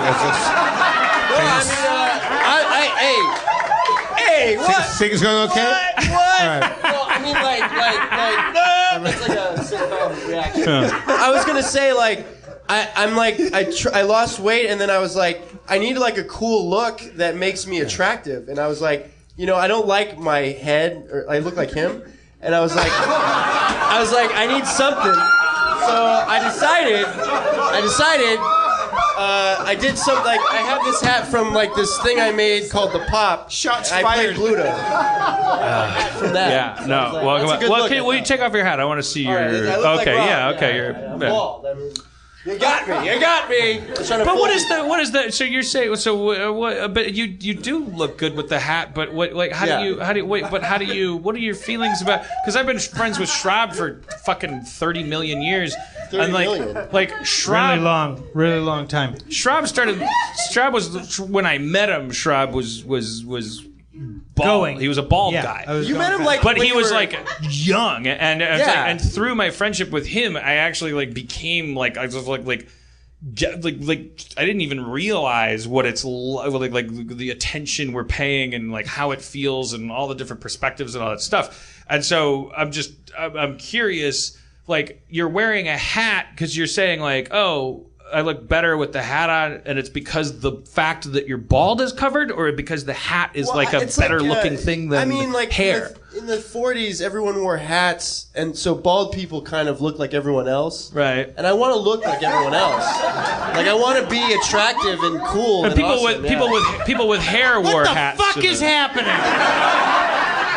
This is like, I feel like we're in therapy right now. But I mean, like, it's a crazy reunion. I'm going to pay for the 3 of you to go to therapy. All this 3 of you. This is not therapy. This is like the therapy hour. I want to look like everybody else. I want to be attractive. No, I don't know, like, sometimes you meet somebody and they go, oh, you're bald, you're inadequate. I just feel like if I have the hat and I just go, I'm going to start. This is everything you've ever wanted. Look, man, like I was like karma fucking happens, and like Like You got 10 minutes before I have to go to Kate's show, so make it good. Let's wrap this up. Yeah. Make Make it fun. Wrap this up in 10 Make minutes. it fun for somebody. All right, well, let's fun put for Rob. a pin in the hat conversation because it's like obvious when we watch like what was that guy in like Bus of Love or whatever, the fucking like heavy metal guy. Brett Michaels? Yes, I was like Brett Michaels. It was like there's like certain personalities that we see where they have like a scarf and it's like Jesus Christ, this guy wants to make us think he's Yeah, not well, the bald, scarf is but super that's different from desperate, wearing like yeah. a Clark Kent like fucking like Like that from would- an era yeah. when everyone I tried doing when people that. who had I hair tried had doing that. that, and then I think Justin said, "Dude, you look like a douchebag." He's like, "Don't be that guy that comes with that hat." And I was mean, like, "Oh shit, he's right." I want to try as hard as I can to not care about physical things, but I guess I mean, you look great. Shit, I'm super psyched. And that maybe you it is say the that. Castro thing. Maybe because it's like an icon thing. You look like just want a you look cigar. like a young Middle Eastern Hemingway. Like I'll take it. I'll take it. I would read Okay. a novel that you wrote. All right, so Abed, you're on a high. So I brought you here because you texted me. You had a birthday recently. That was Justin's idea, by the way. To have a birthday party? Well, no, like I was kind of like I told him the story, and then he goes, "Text Dan, tell him about it." And, trying to get on the Harmontown. And you tell Justin I said. Well, I nailed promised him that I would give him credit. No, He's like, because I just want credit for inspiring you. Because you texted me and said, "What's Jeff doing over there?" I'm ordering a beer. Oh, okay. Classic Jeff. So I didn't go to your birthday party. Apologies. It's you had fine. it at a karaoke place. It was interesting. I mean, you're like down the street. I was like thinking like because Ridley came. Yeah, but it's like there's a lot of there's construction No, I on mean, that like, street. Well, I've never seen. I mean, I've seen you sing at karaoke, but it's a new environment. There's a lot of weirdos there. You would probably be uncomfortable. I'm sure. Yeah. You know, because it's like people would be judging you all over the place. You know, like on your song choice. Well, I mean, Dan does pretty. You do well in karaoke because you have like some wheelhouse songs you can get up there. And He does a great George Michael. Right. Oh, fuck yeah, his faith is fucking. I'm a big fan of that version, by the way. Like, so you texted me and you said, is Jeff going to be on the show on Sunday? Oh, yeah, he's yeah, in the show. And you said, because he was at my birthday party and some shit went down, and I think it would make a good story. And I said, why don't you come down to the show and talk about it? And I didn't want to hear anything about it. And then I texted Jeff and said, Abed's coming to the show. He says some shit went down, and Jeff was like, "That's going to take a minute to talk about." And I said, "Yeah." But Abed trying to explain something is Abed at his most societally benefiting, especially if Rob Schrab is on stage when it's happening. No, I totally forgot. Yeah, so that Rob was probably going to be here. And that made me second think that. So now I've drawn a framer like, on it. he's gonna Here's Abed explaining some. I know nothing about this. Some shit went down. Well, it was crazy. I mean, I was super drunk, first of all. And then, the first moment when we started that party at the Holiday Inn, Burbank, shout out. And Jeff comes in. Shout out to Burbank. Right. And this show is about Burbank, all Burbank. So Jeff comes in. I was super excited that he came. I've been trying to get Jeff to come to the show for a while. I mean, to that karaoke for a while. Because there's some insane characters there. There's a guy, he dresses like Bono, and he only does Bono songs. And then there's a guy that's got a giant beard, like a white beard, and he's a coal miner guy, and he sings cowboy songs. And it's like waiting for Guffman. You just got to see these people. Or true stories. Okay. It's like true stories. You got to see these people, and you're like, fuck, these people are amazing. And So far, people who just dress like people and then sing like those people. Yeah, that sing like those people. But anyway, it's fun. It's a fun time. I invited him. He shows up. And Abed has sent me videos of these people, and these people exist. I've seen the videos of these people. And Which karaoke place is this? It's Holiday Inn in Burbank. It's Friday nights at 9. And is it hardcore or is it Yeah, just it's weird? there's all these regulars and they all go. And now are they hardcore about it? Are they good singers? Yeah, there's really good singers. They're dressing up and they're all dressing up like. So it's the one of those characters. places. There's a couple places in LA where you're like, this is hardcore karaoke. These are regulars, I go because I never know what I'm going to see. I'm all right. And I so can jump into the mix. None of this you've set the scene. softcore stuff. Yeah. This is the Nazi Germany of Schindler's List. Here comes the story now. Take us further in. You're setting it up so big. All right. So anyway, we started off at the top I'm a storyteller. bar, which is a cool bar because you can see everything. And then we went down the cool glass elevator, and we go. It's like this, like a Willy Wonka situation. And then we go into the actual where they're doing the karaoke. This is just a Yelp review right now. Yeah, it's a Yelp review. This is what happens to you when any consumer that goes to this place. Anybody that goes there does this, yeah. All right. You have to go through the motions. Okay. So then we're there, and it's like, there's nobody there. I'm all excited. I'm like, all my friends are going to sing. We're going to have a blast. You know, like, the night's starting off good, and people are buying me drinks because it's my birthday, which you take advantage of that. Happy birthday. And thank you. Do you want to tell us how old you are? Or you're beyond Oh, man. All right. I'm 37. Oh, I mean, I'm old. It's great. No, come on. It's great. It's the new 27. Yeah, well, you thought it was 27. Thank you. No, I said it's the new 27. But if you told me you were 27, I would. But look at your thick black shucks. fucking marker beard. A girl at that karaoke said I was 26, so that's pretty. Yeah, I mean, You she and that probably girl. didn't see that you were bald. She would have thought you were Yeah. 900,000 I was years wearing old. the hat. Yeah, I was. Oh shucks, you got me. Well, so then. No, I got Schrab. I'm not trying to hurt you. I'm trying to hurt Schrab. I feel like he should be cutting in more. He's like, is he all right? He'll find. You're doing. Okay, all right. Well, so anyway, the night is going great. I mean, I can't remember what song I put in. I always have 3 songs in my pocket because I'm like, one of these I'm gonna do. Wait, literally? Yeah, I mean, I think about what I'm gonna sing. I'm serious. Wait, but you're patting your pocket to. Yeah, I'm showing you that I have Like 3 they're songs written ready to down? go. But you mean in your head? You don't. Yeah, and I'm like, there's nothing in your these pocket. songs- You just patted your pocket. It's just like. I write down the song. He's saying he means he writes down 3 that he has ready to go. Wait, you actually write them down on a slip of paper? Yeah, and I just like Weird.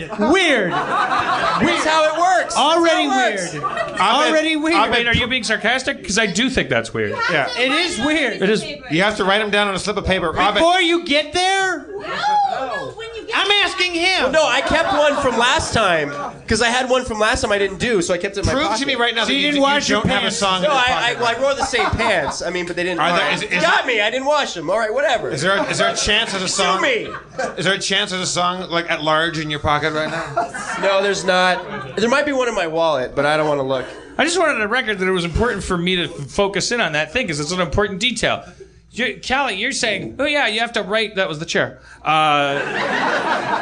all karaoke. You have to write on a slip of paper. No, it's very important. You're saying you literally He front loads you it with had extra songs. unsung songs I'm written just- on they're slips of loaded karaoke up. paper So in your case, pocket. in case I get stumped and I need something like a reserve. I got it there. Could be like the teletype in tonight's Oscars. Could be the best thing. Could be the worst thing. I can't Well, even you know, tell. It's just, let me just at tell least you're you, innovating. When I've been doing that karaoke place for 5 weeks. And everyone's good, so I'm trying to I'm trying to compete with these people. And So I'm really trying to bring my A game, and so I have reserves because I'm like, oh, maybe I'll do better on Happy Together. Maybe Supercalifragilisticexpialidocious will be better.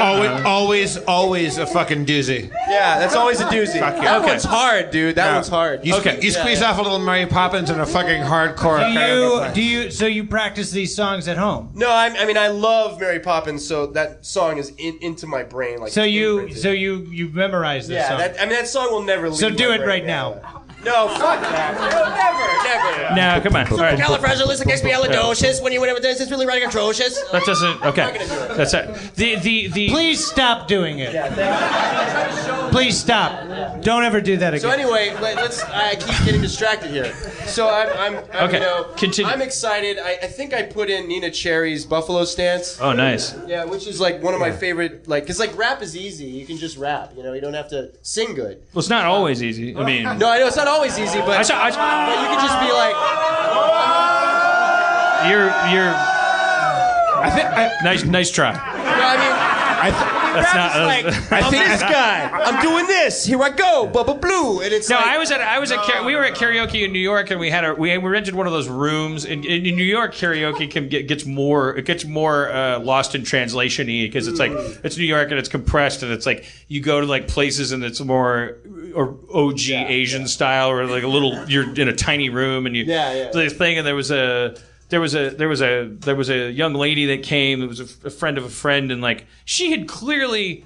This is the first time I ever saw somebody who was like, "Oh, well, you've prepped this. You've practiced doing karaoke before, and this is your hits, and you're really rolling them out." Fucking rapped the fuck out of the Busta Rhymes. She did a Busta Rhymes song. She did Busta Rhymes. Fucking blew the But she roof fucking off. nailed it. And it was okay, that's a new way to have fun. Never looked at the words. Knew it the whole. Yeah, and I got you all in check. That one. I don't know. It doesn't matter. What I love does? Busta Okay, Rhymes. all right. Well, I don't know why. As I'm saying, it doesn't matter. I interrupted. Continue your story.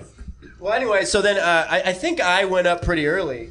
And is he all right? Is he I think Schrab has to go see his. All right, Schrab had a heart out. He's got to go to hear the story. All right. It's fine. No, I'll he's tell been you later, buddy. He's been disruptive, and he should. I love him. I'm gonna hug him. I love him. He's my buddy. Rob Schrab, everybody. All right, thank you, Rob. Rob Schrab, everybody. He has. Let him go. He has his charm. All the acquaintance be forgotten. Schrab, Schrab, Schrab, and all Rob Schrab. Now I want him to leave every week. So sing Old Lang Syne with Rob Schrab, and event with Rob. That's fun. Leaving. It's very exciting. Yeah. Old Rob Schrab. And Rob Schrab. You guys are more excited when he left than when he came. I know. It's like funny. I hate to see him leave, but I love to watch him walk away. Poor Rob. He's great. We love him. I'm just trying to have his back. All right. So anyway, I was. So I think I did. You were going to do Nina Cherry. You signed up. I think I did do Nina Cherry, and it was exhausting. It's like 6 minutes, so I'm up there just fucking. Buffalo Stance will take it out of you, man. No, she's got a lot of. She does a lot of rapping, but then she's got that hook. What's the hook? Don't get fresh with me. Like? Yeah. Oh, the hook is. Who's looking good today? Yeah. Who's looking good in every way?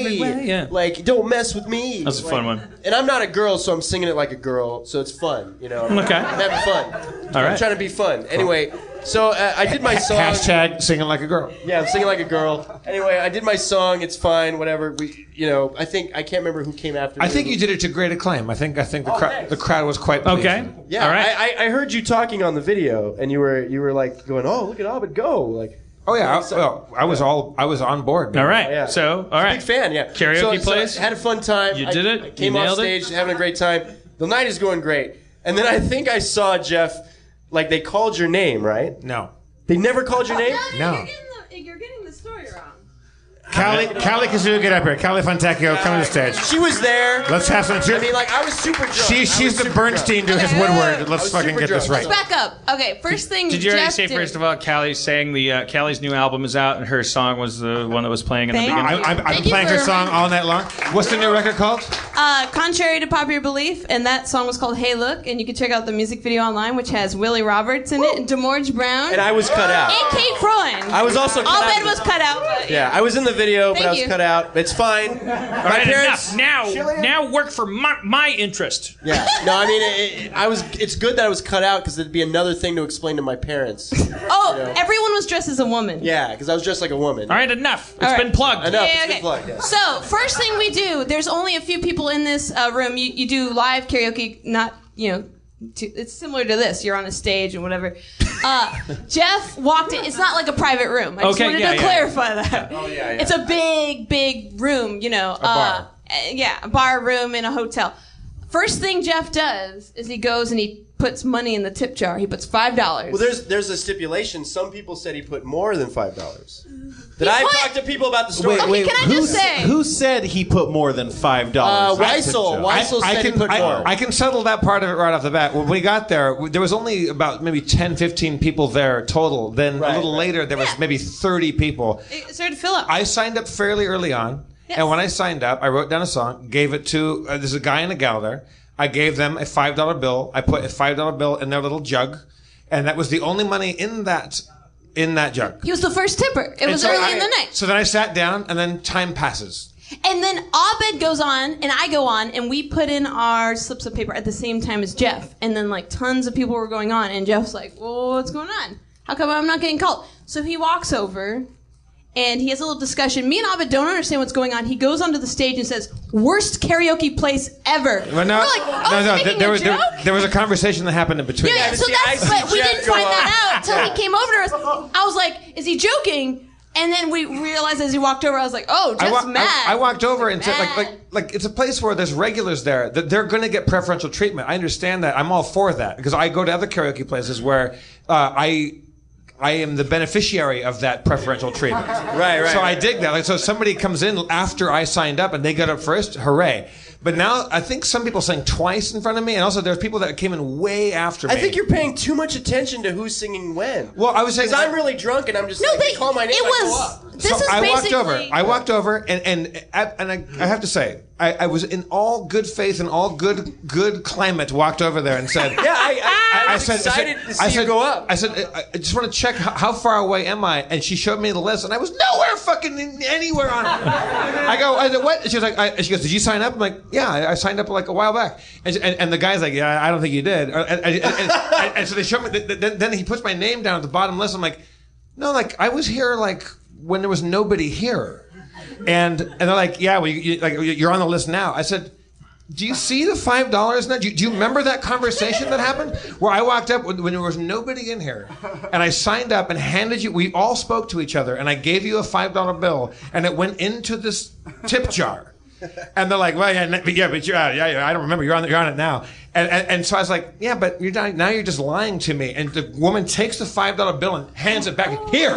And so I took it and I went. I didn't see that. I took it and went rip, and threw it in her face. Oh my God! Here's your $5 bill. And she took the shreds and she snorted them, and then she like shit them out. And... Just being holy fucking shit! I didn't see fucking that. wait! This is told me about it. I was just being lied to. Stage. Just being lied to. They go, "Well, you're up next." I go, "No, they said you're not going on." I took the mic and went, "Hey, everybody, shittiest karaoke place in the universe." I walked up there. We thought it was a joke. We're like, what's happening? Now I thought it was. You said you thought he was making fun of the guy before him. No, I was making fun of the two assholes running karaoke. There was like there was a fake Axl some Rose poor guy right just before- finished doing Elvis, and it's like and then he's like his therapist convinced him to go out and It's like a risk judgment in a safe way. Wise men say, stand-up guy. Just switch that with falling in Axl Rose. love with you, and then Jeff comes up, worst karaoke place ever. No. And it's just like he just stand-up guy crushes a bag of potato chips and pours them all over his face. I goes did over this and to an hangs empty himself. stage. It was to an empty stage. Then I got my shit together, told a couple people that were there. So I'm pretty sure I'm not allowed to be here anymore. So wait. What I didn't find out is that you were in the hallway with like a security guard and the saw lady that. for a Yeah, long that was time. It's security. That was scary. I went right out and called a lift to bone the fuck out. And I got out in the hallway, like leaving the bar, like leaving the hotel, and a guy with the ear monitor and the suit. Burbank, California. Comes up to me and he goes, with a woman, I think who's also probably like some sort of manager at the hotel. And like, "Sir, you have to go." I'm like, "Oh no, I believe me, I'm leaving. I'm calling my car right now. Like, I'm not wanted here." I saw like a long conversation, and then I asked Callie, they were like, quite should I cool. go over there? And like, you have to go. I'm like, I wouldn't stay here on a bet. Like, I'm going. I said, and believe me, I'm sorry if this ever involves you. I'm not going to cause any trouble. Like I'm simply leaving. Like, I'm just calling a car. We can walk outside to where the car is coming, and that was the end of the story. However, I've never ripped up currency and thrown it in somebody's face. That's what shocked me. That is amazing. That shocked me. I've never seen Jeff so angry. Like five. They lied to me. Well, They you lied came back to me and you were just like, "Fuck this place." There was $5 in that fucking I've never jar, seen you and they mean. pretended like I've we had never never seen met. Jeff angry. Yeah, I was Like on stage, like telling everyone to fuck off. It was. Also, I was like, they did a number I don't on this presume guy. that Like, $5 in the plastic Costco pretzel jar that you took the label off and like scrubbed it down so it didn't look like there was a pretzel label on there. That is your shitty Holiday tip jar. Inn. I don't presume funny that thing- $5 jars. That $5 in that jar entitles me to shit, but just don't fucking pretend that we never spoke, because it was within the hour and we were fucking there. You know what's funny is every time I've gone, I'm like, "Oh, here's your money." I'm like, "Here's your fucking money, lady." Also, Jeff is the only 6-foot guy in a suit. Right. No, Everyone else was dressed like hard to make. Bono. I'm not saying I'm a hero. Bono, I felt. I mean, I was ashamed of Friday. myself. I did not. I still did not feel good about that. I'm not saying I'm a good guy. What I did do is fuck off into Koreatown. Went to a karaoke place where it was fucking a groovy Tuesday, man. It was really good. I'm Of sure. course, he went to a better one. So, I wanted to go We with should have all gone there. 5 fucking minutes after you left, Jeff D. Is Jeff D there? Jeff D. They didn't even know. I wasn't on that list. I saw the list. They showed it to me, and they gave me the fucking short shrift. It was an accident, is what I'm thinking. There's no accident. I just want to point out that if No, they called him twice. that if Jeff had done that on times. Twitter, it would be called a meltdown. Yeah. That's called a meltdown. I honestly, He melted down. I never tipped until that night. No, Dan, you And would I always got up. Dan, you would have taken $1,005 bills and torn it up to everybody. No, I would have fucking. I mean, believe me, I'm not. There's a lot of fascinating things are happening.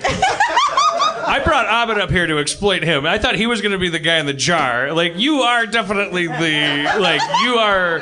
I'm not saying I'm not on your side. I'm but fucking this Batman. Is, but you were wrong. Like, this is worth talking about. Yeah. This was worth talking about. That's why I texted you. I'm like, I feel like you Gwen, should know Gwen this. Here? Gwen, Betty, Gwen, get up here. Gwen, baby. Gwen from where are you from? Delaware? Iowa. Shit. Gwen was there. I have an interesting story about Gwen, get up here. I got an interesting story. This is Gwen Beatty, everybody. About you guys. Hey, Jeff, real quick. That applause is very apprehensive. Everyone's like, what the fuck is happening? I was We're a buying little in the drink. weeds. I was at the bar buying a drink, and you were there with your two friends. I didn't know them, but they were talking about you.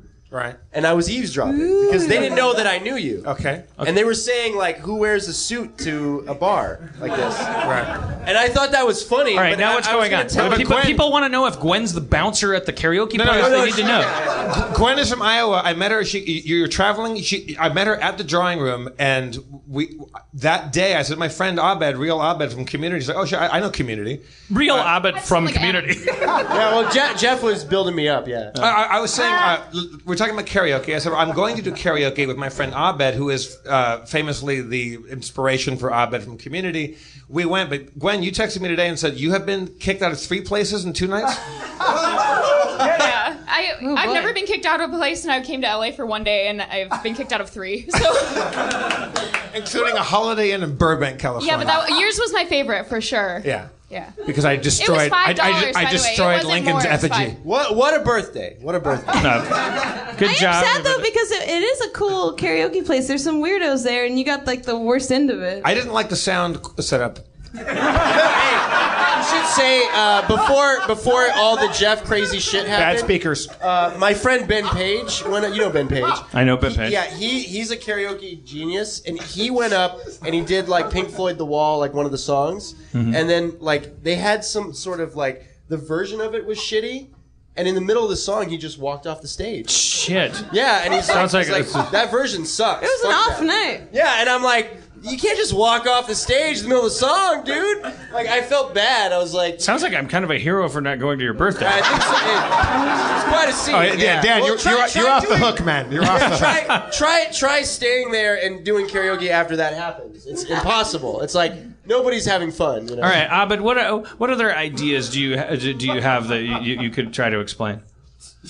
What ideas? What? I didn't know I'd have ideas coming on here. Do you have any? You know, you're famous for having pitched a restaurant idea where. Oh yeah. Oh, he wants more ideas. Do you have any inventions or shit you want to lay on us? Or like any? It's just a hope. It's just a hope. He's hoping for something. Yeah. But Don't make up on wait, the. Wait. Can I talk about my spec I'm writing? No, will you talk? That's kind of an idea. Will you talk about the cop that hit on you? Oh, the cop. But I'm saving that for GVP though. Should I? First of all, all right, they're GVP now. I was saving that for their episode. But all right, I'll do it. When Grandma's virginity starts churning out once a week, they can have exclusives. Justin and Ryan Ridley. Can I get a hit of that? What is that? That's medication. I have a prescription, and I pulled it out, and it was. I had to ask. I don't want to cause chaos. I see. Let's all ground ourselves.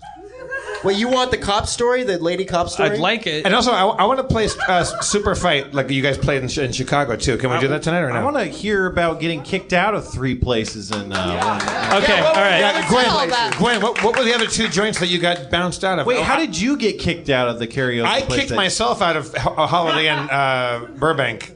she was there for that he one. left. He was done. All right. Well, let's pick, just so everybody understands, let's create like a Starship Troopers graphic package where would you like to know more? Okay, we're going with Gwen getting kicked out of 3 places. Let's go there. So let's all go there together, eyes wide open. Gwen. Starship Troopers? Starship Troopers. I don't remember that part. All right, put a pin in it. I'm gonna have to look that up later. Okay, because Gwen, three places in how many days? It was like 2. Okay. And I don't know. One of them, bottomless mimosas aren't bottomless. First of all.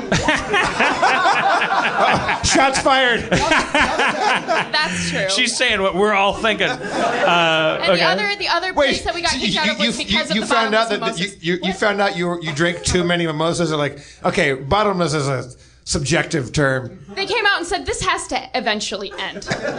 They said, "Wow, that's amazing. That's like you're in World War II and Nazis come out and they go like, look, we get it. You love freedom." Was the glass Like if you're, so I don't know. low That was a terrible like, example. You couldn't find the bottom. I feel like the glass was really low. Gwen, okay, well, just take us through. So, as a person who got kicked out of 3 places in 2 days, take us first one, second one, third one. Number 1. Right. Okay. And I didn't really. I didn't Number I one, was just me there, tearing up money and I at the ended up Holiday going Inn. to that place But I don't three understand times. why. How why, did you why, get kicked yeah, out? exactly. When I did that, I knew. No, we know you. Why her? Because she was with me. I brought She was her his there. boss. Well, we don't there. know that. I We're didn't know- fascinated by I didn't that. know this Jeff had a date.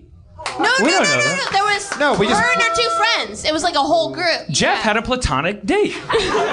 Wait, so you guys? I brought a woman from Iowa with her friends up to the bar. They already knew that you were gonna be there. I met them They that. talked We at met- the bar like they didn't know you. I met Gwen that day at the I drawing. bet you didn't know this was going to happen. Oh, You're so going to be talking about it in front of all these I people. eavesdropped. It sounded like they didn't know who you were and they were making fun of your suit. Abed, does anybody truly know who I am? Yeah, well, I'd like to know you. I mean, Okay. Do you think if they knew who he was, he'd get better treatment? Is that what you're saying? no, I don't know. I don't think they care. All right. It's not the gonna Price step is Right. aside. Gwen, second place you got kicked out of. The place with the mimosas. I don't know what the fuck that was. Okay. You drank them out of champagne and orange juice.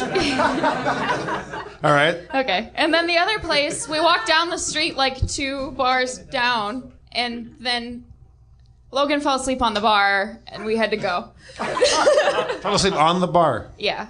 Logan, you son of a. For like 45 minutes. What bar? Was that the guy? Was that the guy that was with Not you a very guys? good bar. That was the guy that was with you guys, right? No, Logan's the girl, but Oh, Logan's the girl. You. Okay. Logan. You didn't know that. I thought that was a man's name. Well, it's, Wolverine. I mean, I'm sorry. no. No, I mean, my Wolverine brain went to like. I pictured a dude at first too. Yeah, Logan. yeah. We're on the Logan's same around. page. All right, so you were asked to leave, or like gently left places that you probably shouldn't have stayed in. It was go both times. And it was someone who really didn't. Both times it was someone I felt bad for them having Now, to. Gwen. Okay, now I'm remembering. Gwen has an awesome story. Can we talk about your origin story of you in Iowa? She's famous in a very small part of Iowa for being like, just in the movie Footloose. She's like all the Kevin Bacons in the world. Wait, the remake or the old classic? Can we talk about this, or is this bad? Are we adding Yeah, it's flame fine. to the No, fire? it's totally okay. The classic. I don't think anyone in Footloose. Iowa knows that this exists. It's okay. Do you want to tell it? You can start. I don't know where to start. Well, I met her. She grew up. Correct me if I'm wrong. You grew up in a very not evangelical, but it's like fundamentalist Christian. fundamentalist Christian I wear town where you had to wear a head covering. Dancing was prescribed, like illegal, right? Yeah. And had to wear a head Well, you can still covering. do square dancing. That's fine. Because you're not touching. But at her school, which her mother was the vice president or principal of the college. Yeah.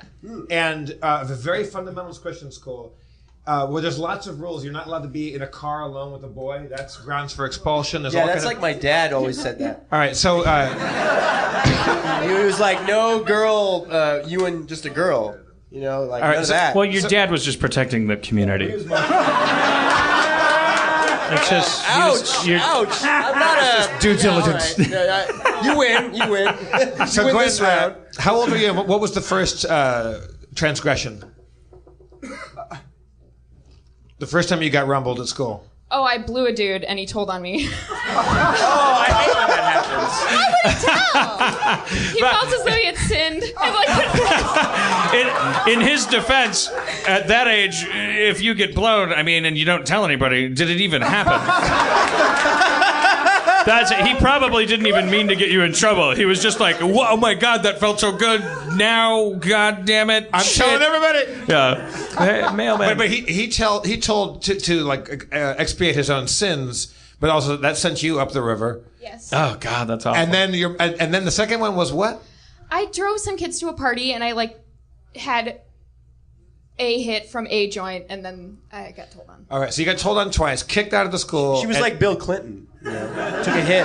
Yeah, got except in trouble. She was also her own Monica Lewinsky. Yeah. She had both. She's like Bill Clinton. Yeah. It's the female Bill Clinton. Wow. So so both times you got told on by male students, right? Yeah. And they probably didn't suffer any consequences because that's probably less. male privilege, I remember right? the word harlot being thrown around. So you're the Hester Prynne of this town. Wait, was it for the blowjob or the weed? Both. Okay. That makes you a harlot. You can't just do one. She's a female, Abed. No, I mean, I didn't even think of in that zone. All right, you're right. You're right. Fair enough. I'm gonna step aside here. So before I get just before go shit down. gets crazy. You take it down 20%. She goes up 20%. That's like we're doing a symphony. It's all math. Yeah, you're right. All right, continue. It's like So lettering. now there's a scandal involving your mother, who is the top brass at the. No, not really. Just me. It just. But it didn't affect her like standing in the community, or. No. No. But you still live in the community. Yeah. And now when people find you, if people run into you, they either think, "Oh, I didn't know that you're like Paul Bunyan, like you're an actual folkloric." I think she's there's Paula rules. Bunyan. There's rules at the school now because of me. But there's also I work at a bar and people will come in and it will be one of two, not to drink because it's a coffee shop during the day. It doesn't matter. But they go to the school and they'll come in and I either get, there's another one and they think I'm my sister, or Are you twins?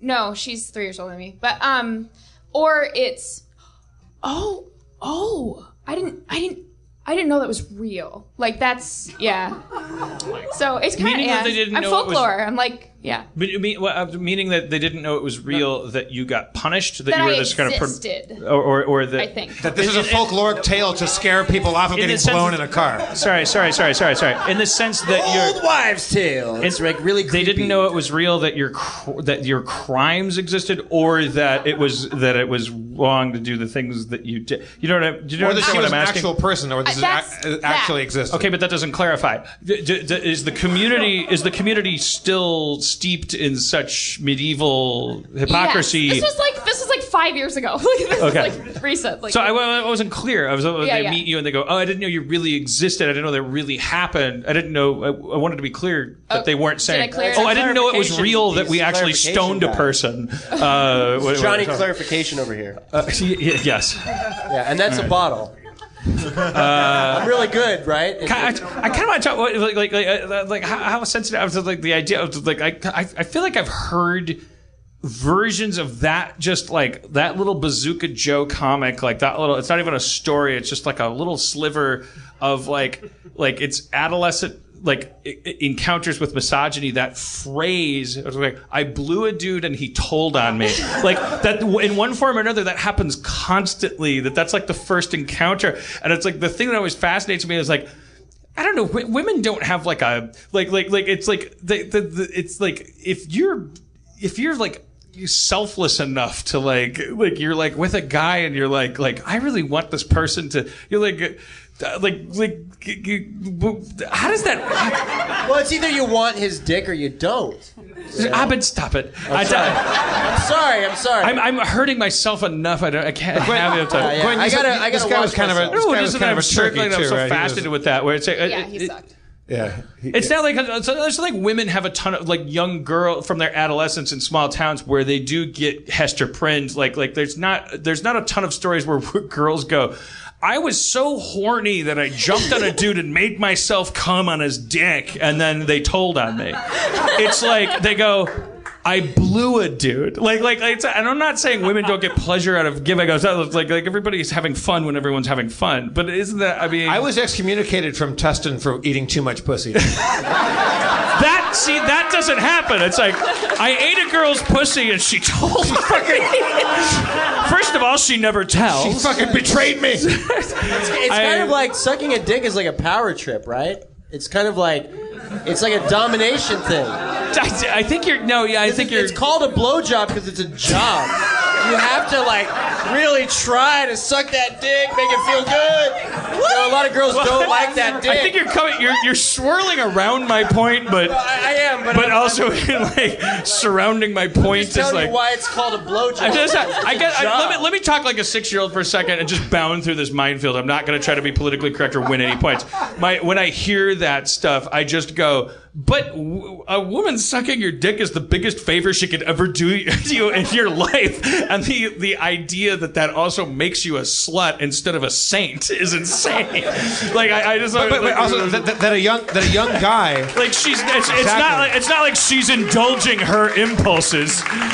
She's indulging a natural like oh, that's such a highly evolved person that at that age she wanted to give something to someone. But in a community that repressed, that the guy can go, oh, I feel really guilty about this. I'm going to turn us both in, and she's the one that gets in trouble, not me. I think that's fucked up. Honestly, as a dude and having been that age, like I said, as a joke, but it's like still, it's like I think the original, the foundation of it is if you're a dude and you find out that it's possible for a girl to like you enough to give of herself to you, you start to get obsessed and you go like, but what if no one ever knows this happened and I got hit by a bus? And when that thought hits you, unfortunately, you're in a locker room in the middle of Poughkeepsie or whatever. Gwen, do you think there was any braggadocio, or do you think it was just guilt and him trying to because you're religious, right? He was religious. There's no difference between guilt and braggadocio, by the way. That's the same thing.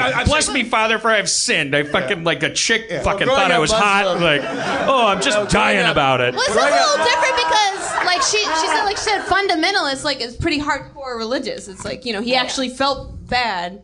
Yeah, growing up Muslim, we never got that. Gwen, I mean, when you're bragging about someone blowing you, you don't usually tell like the president of your college. Yeah, so. but you said he was also kind of like a huckster, car salesman-y kind of dude. Yeah, he's very Yeah, so he was full of shit. That's kind of like level 2 in religion. It's like the joke where an old guy goes in the confessional and the priest opens the door and it's a very old man and the priest says, "How can I help you?" And he says, "I've been happily married for 50 years. Never cheated on my wife once until last night. And I had just filthy, crazy sex with an 18-year-old cheerleader, every position, all night long, just wild, crazy sex." And the priest says, "Oh my God, that's really serious. You should do 100 Hail Marys and 200 Our Fathers."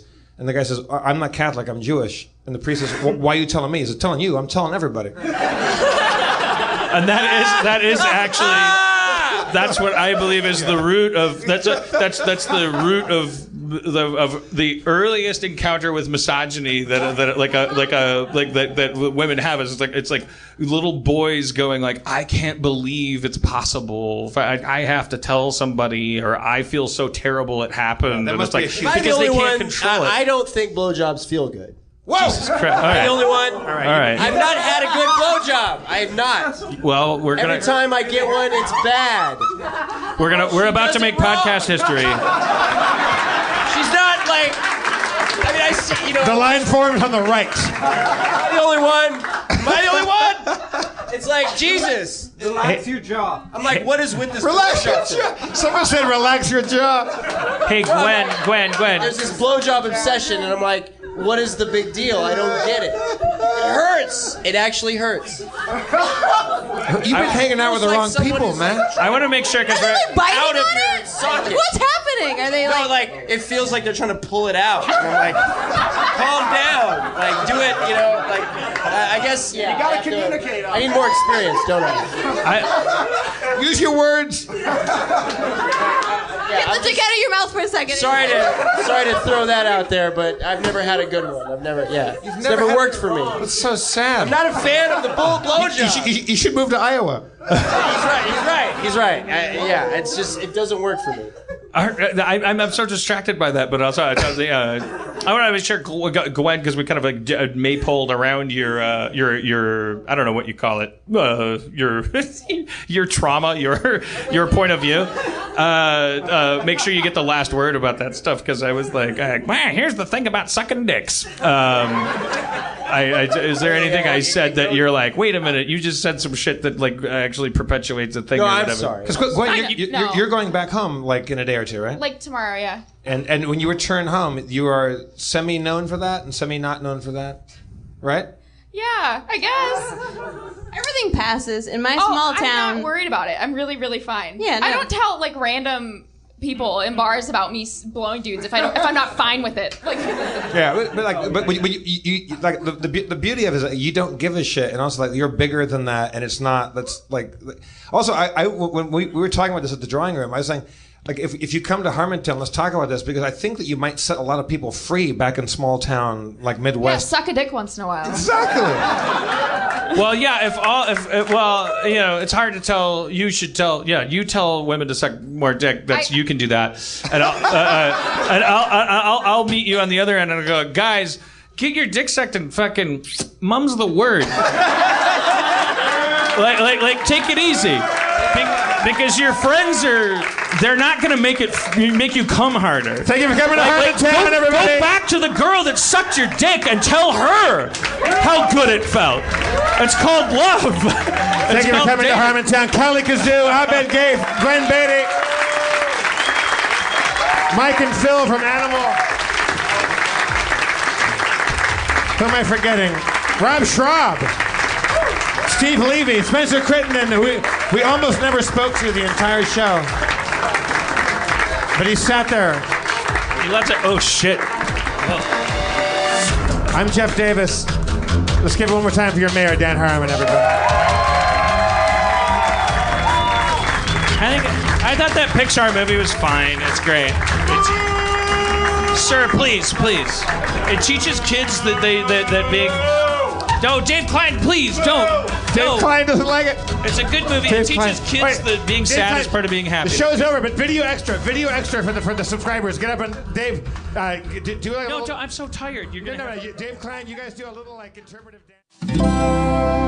Feral Audio. Hi, it's Dan Harmon. If you're like me, you're a big fan of Harmontown, the podcast, and you wish that you didn't have to wait so long for it to drop after we record it. But here's the thing. Jeff Spencer, take it. You do not have to wait. You can not only hear it right after it happens, you can watch it too in delicious, deluxe, high-definition multicam on your browser or your mobile phone. We do edit some stuff out sometimes. Like, I'll say something so incredibly racist that we will catch it right before it drops as a podcast. But you get to watch Dan right before the sedition hearing when he talks shit about Trump again. Right. Sometimes we have really famous guests, but we just cut it out of the podcast entirely. Because it turns out they're pedophiles. Sometimes Spencer's never wearing a shirt. Most of the time. We put that in post. Not to mention all the times you always hear people laughing at something that doesn't sound funny because someone is making a funny face or wearing a funny shirt. Yeah, for $5 you get to watch all that stuff. You can see the weirdos sitting down, like getting nervous on camera. There's like one camera that's just right up someone's nose, and they're always picking their nose and stuff like that. That's good. As if that wasn't enough, here's some political incentive. We will match your new subscription to the Harmontown live feed up until April 15th. The day of the big tax march, we'll match it with a donation to the ACLU, which stands for a clue, which is what you should get. And I know that's triggering your thought of going, doesn't the ACLU now have $800 million? Because, but here's the thing. ACLU money is like toilet paper money. It never expires. But if political encouragement weren't enough, some apolitical encouragement is if you sign up, you get access to a year and a half of our back catalog of video episodes, including the tour in Australia and Harmon Country, as well as audio downloads on the night of the record, on just minutes after it airs. Mm-hmm. I mean, how many times have you been listening to Harmontown for free after Wednesday and thought, I would really want to know what that guy looks like or what she looks like, or I want to see exactly how uncomfortable the audience is when Adam Goldberg is on stage. Mm-hmm. Now, for $5 a month, you get to see it as well as hear it. You can almost taste the Harmontown. Go to harmontown.com/live for your subscription to watch us as well as hear us. It really, really is a taste treat. Dan, give me little eyebrows. I was like, holy shit, that guy just hit the bullseye. Everything is a taste treat.